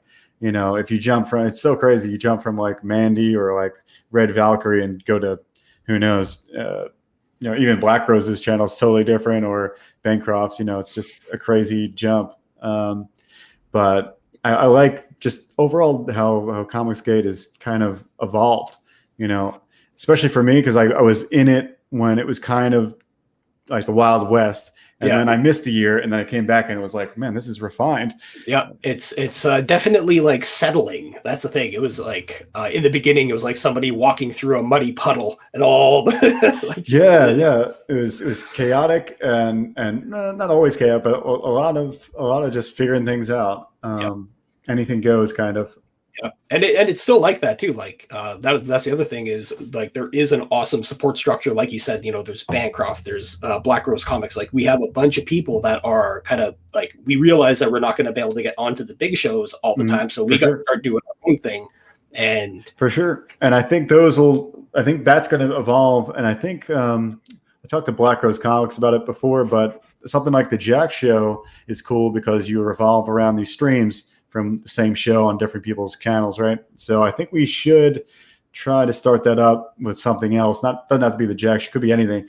Actually, it shouldn't be the Jack. So it just needs to be. It needs to something else. But if everybody's doing this, eventually something's going to click and spiral off into something. It's going to mutate into something else because it always does. Just let it happen organically. Exactly. Yeah. So there's so much to look forward to, because it's the best part about these crowdfund coming soon. Kind of like you see the things that are happening now, the ones that you can back now, the ones that you're going to be able to back next week, like my book, and then the coming soon stuff like you. There's always like, you can see the horizon, and you can see like the mileposts. Sorry for the road puns, but you can see the mileposts, the milestones down the road, and what's coming. It's just exciting because you're like, I don't know if you get normal books anymore. Do you get like mainstream books anymore? You know what? If I'm buying stuff now, it's honestly just manga. Like, Right. I've kind of like I still love Marvel. I still love DC. But the thing is, I love my era. That's how I put it. And funny enough that you bring this up, I was trying to pinpoint, what's changed, and it wasn't so much the political side. Like, it was like people are always going to interject themselves into their stories. Like it's just osmosis. It just happens. Right. But what I really noticed is I was like, why do I like my era so much? And I'm like an early 90s kid, late 80s, early 90s, mid 90s. And it really stems from the fact that they took away narration and thought bubbles. Right. And those are the things that brought you into the character, that pulled you that little extra bit further. Mm-hmm. So when they got rid of that stuff, they got rid of narration, they got rid of thought bubbles. Now I'm just passively watching a thing. I don't feel like I'm part of it. Right. It's one more level. And yeah, I agree. There's something there. And there's something about like what they're doing now, because they still something like Batman will still like talk to himself or narrate a little bit. Yeah. But it's not to the same level. And I do think like some creators are doing it better than others. Some books. Well, I find with certain things in manga, like I'm a big fan of One Punch Man, slowly catching back up on My Hero Academy, and those there's so many moments of them just stopping, having the internal monologue running. Right. And I was like, yeah, this makes me like feel pulled more into that character at that moment. Right. I definitely need to read more manga, because I definitely would like it. I just, being in America, you just see more of that sort of thing. And now with Comicsgate, I'm just buying so many, CG books that like I'm there's some time to read other things, but well, I'll give you and the people out there in TV land, as it were, the biggest heads up right now is join the Shonen Jump app. It's $1.99, and it gives you access to all their entire library that they have available right now. Like if you want to go read all of One Piece, and like I just signed my kid back up for it. His expired, and he's like, Dad, I need Shonen. Like I got. Like I don't have anything else to read for the week, and I was like, all right, let's sign you back up. And yeah, man, you want to read all of One Piece for $2? There it is. Dude, I'm gonna have to get this just for like for reference. For reference, for just anything you want to go into and just dive into, because honestly, like a lot of TV too, like Netflix and Hulu is just not cutting it. Like something about it is just there are too many like original things they're trying that aren't working for me. Yeah, man. I've same thing. I barely watch any TV. Most of my entertainment is, in the form of like manga and anime right now, because it's doing the thing. Whatever the thing is, it's doing it. And yeah, I go back for a few different things. Like for some reason, Hulu has the rebooted Thundercats run, so I'm watching that. Oh, the 2011 version? Yeah. Oh, fuck, that was so good, man. I'm so bummed. I'm rewatching that. It has such a good it had that heart you're talking about. That's what that show had. Heart, and I like the flip that it was the technology was the myth. Right. I was like, oh, that's fucking cool. I like that. And then the art style itself, like super clean, well drawn, well animated. I was looking at it. I was like, man, this is, if I was going to have like a style of animation for Star Circuit, I'd want it to be like that. Very similar. And then I think if somebody asked me the other day, if Star Circuit was a movie, which director would you pick? And it's a fun thing to ask creators. I think it's one thing I'll ask creators when they come on. But if you don't really think about it, it's just a fun thing. It might not ever become something like that. But I think Edgar Wright, who did Scott Pilgrim, would be my pick. I think it's got the vibrancy that I'd want. Yeah. I think it's a no-brainer to pick that guy anyway. He's a genius. So, not the Wachowskis. No. I think if I was going to go a more serious route, I'd pick someone in the realm of like probably Denis Villeneuve, like who did the new Blade Runner. Oh yeah. That would be dope. Yeah.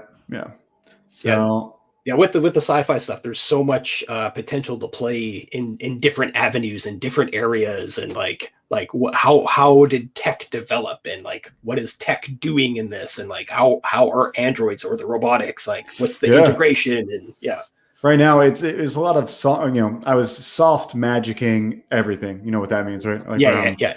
Just putting the blanket. Here's how it works. It's pseudoscience. Believe it. Right, right. And I think the mystery there goes a long way. But then I select different pieces, and I work with those select pieces. And I think that's what's the best part about anime and manga. They they make you assume like these giant things that like you're forced into, like every, like in My Hero, everyone has these superpowers. Like, okay, that's a big leap to believe in, but then they don't explain the small things. Like, of course, there's a high school that teaches these, right? And those things are the things that like they do so easy. I don't know if it's part of the culture, but it's something. It's almost like there's more of a willingness to stretch the imagination between certain things, right? Right. like I don't know if it is a cultural thing, but they're almost willing to be like, oh, okay, I got it. That I'll roll with that. Yeah. It's almost like if I threw a giant octopus in the middle of the next scene, like they'd be, oh yeah, maybe it's probably cool. And for me, I'd be like, okay, it's probably maybe doesn't fit. But I feel like, it makes me think there's more possibilities than there really, maybe I'm restricting myself. Is my point. I do find with a lot of the storytelling that comes from over there, they are willing to go into the realm of ridiculousness for the sake of a moment or the sake of a turn of the story. As we're out here, there is a almost near religious, like we have to keep it sacred. The storytelling must follow the dynamics of this, and how dare you throw an octopus in the middle of the race, kind of a thing, and like.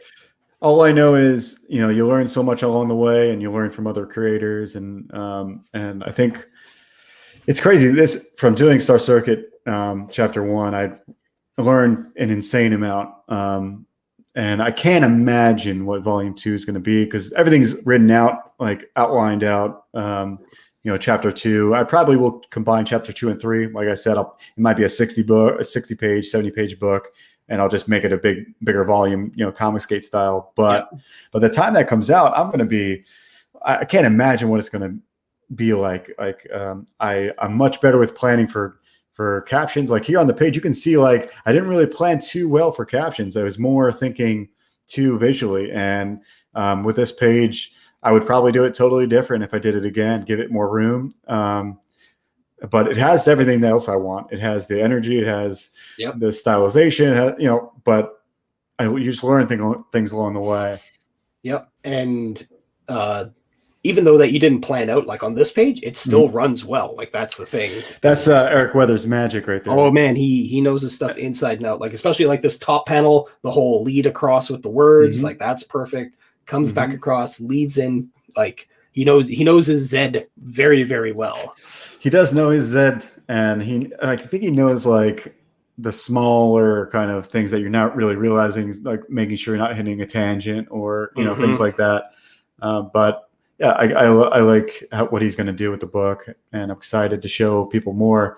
What about what's your timeline for your book?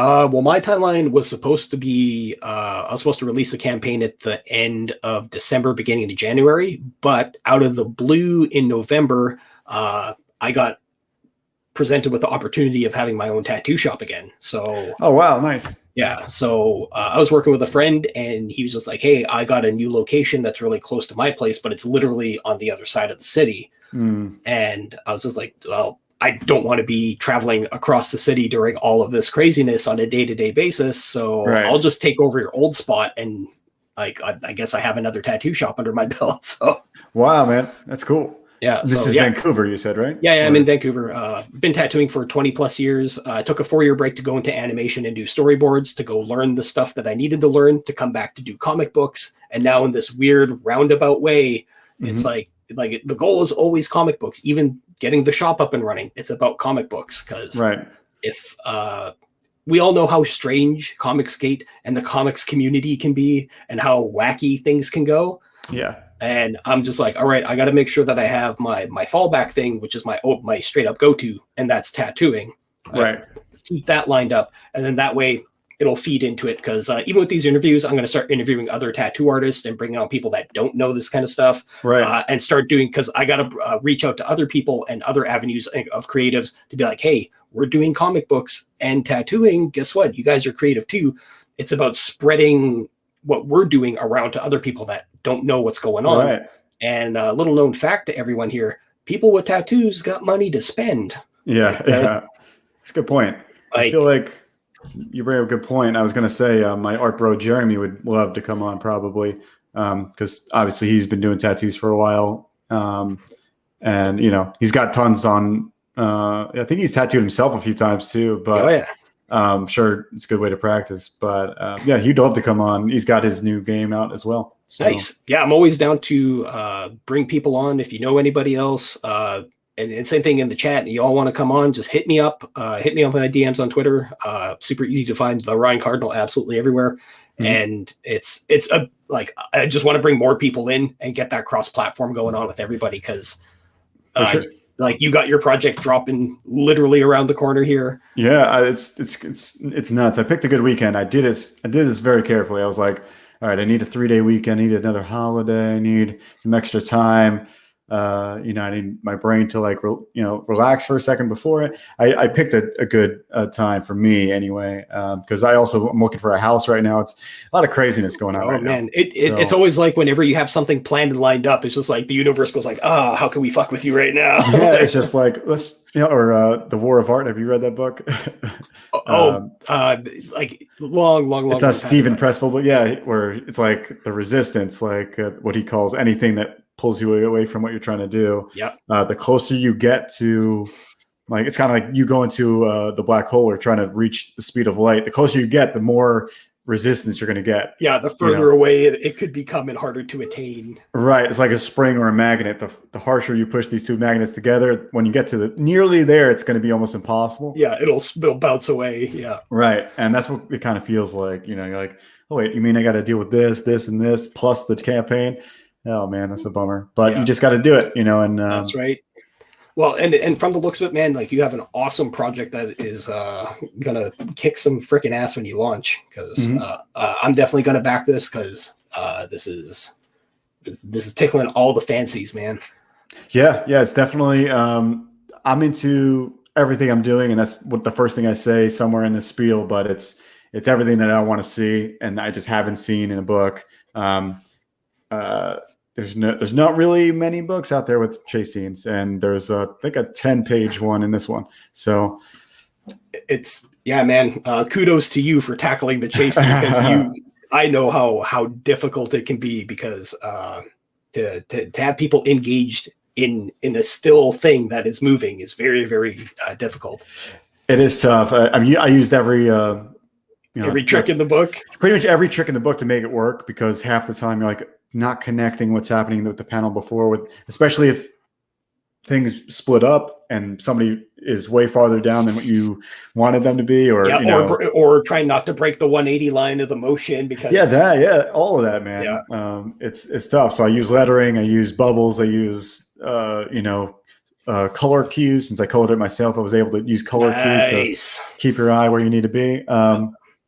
A lot of flow direction with the you know what's up, man. You know what's up. It's crazy. It's great. Yeah, all that comes from like I said, I'm a little bit in storyboards too. So there's that kind of flow of composition is key. A little bit different with comics because you have to deal with the page, but it was great talking to you. Yeah, man. This has been a blast. I'd love to have you back on again sometime. Sure. I'll be.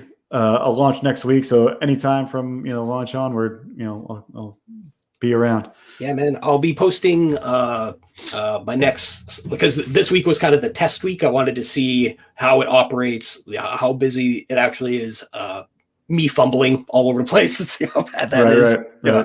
Right. But not too bad. So I'm going to be posting up over the next couple days. So if everybody wants to hop on, anybody who's watching this, feel free. Get a hold of me on Twitter. And I'll post up the times and dates. That way I can get all the pre stuff done just like the little trailers that I had to put out there and stuff, just the little Right, videos right. and stuff, because I like having production, I like doing editing, I like that stuff. So it just adds that little bit of sizzle before you actually get on here, and hopefully I can carry the conversation long enough. Thankfully, Joe, you've been absolutely awesome. Your project looks fantastic. If anybody who's not signed up to the mailing list, do so now. Hop over there. One thing that I noticed that you're doing too, you do have your website, which is another smart thing. That way you can have the active mailing list continue while your campaign is going. I think a lot of people don't understand they're missing a 1-2 punch combo here. You can sign up for the book, you can back the book, but you can also sign up for the mailing list. That way you can keep in touch when issue 3 and the development stuff is on its way, or issue 2. Sure. I mean. I'm sure there'll be some sort of coming soon page 2 that'll tie to the same page. But at the same time, you're right. I want people to be informed while they're reading, the first one. And besides that, we know how weird Twitter is right now, and the whole political thing. It's smart to have your own little platform somewhere where you can constantly post your own stuff. And I think a lot of people are kind of sleeping on this because they don't realize, like, man, they can just be like, you know what, screw you. It's pay to tweet now. It's right. Whatever it is, it's their platform. Yep, they can do whatever they want. And if you can carve out your own little area to be like, hey, my island's over here, man, come hang out. And you have to do whatever you can do. I may have actually put up my my little Bitcoin address just in case anybody wants to donate. It'll be fun to do. Make that money. Yep, that's how we do it. Any last words? Anything else that you want to plug? Yeah, no, not really, except for where you can find me, which is Twitter. That's my last name, Catapano Art. I don't have it. I got Catapano over there on my name, but my name is Catapano, Catapano, and the word art. That's where you can find me on Instagram and Twitter. And YouTube is my name, Joe Catapano. We do streams on Wednesdays, so we'd love to have more people on. So again, same with me. I'll take a DM and we'll figure out a way to get you on our channel on Wednesdays. Badass. And a big thank you for Michael Derrick in the Abductables 2 Reticulous coming on earlier. He had to dip out, but go back his project right now. He's got 27 days left on that. He's 2/3 of the way to being funded, so definitely go hop on that. Link is in the description below for both the sign up of Star Circuit as well as the link to the Indiegogo for the Abductables 2. And me, I'm Ryan Cardinal, the Ryan Cardinal. I am the creative native. I got Caius, A Story of Blood and Stone. There's my shit.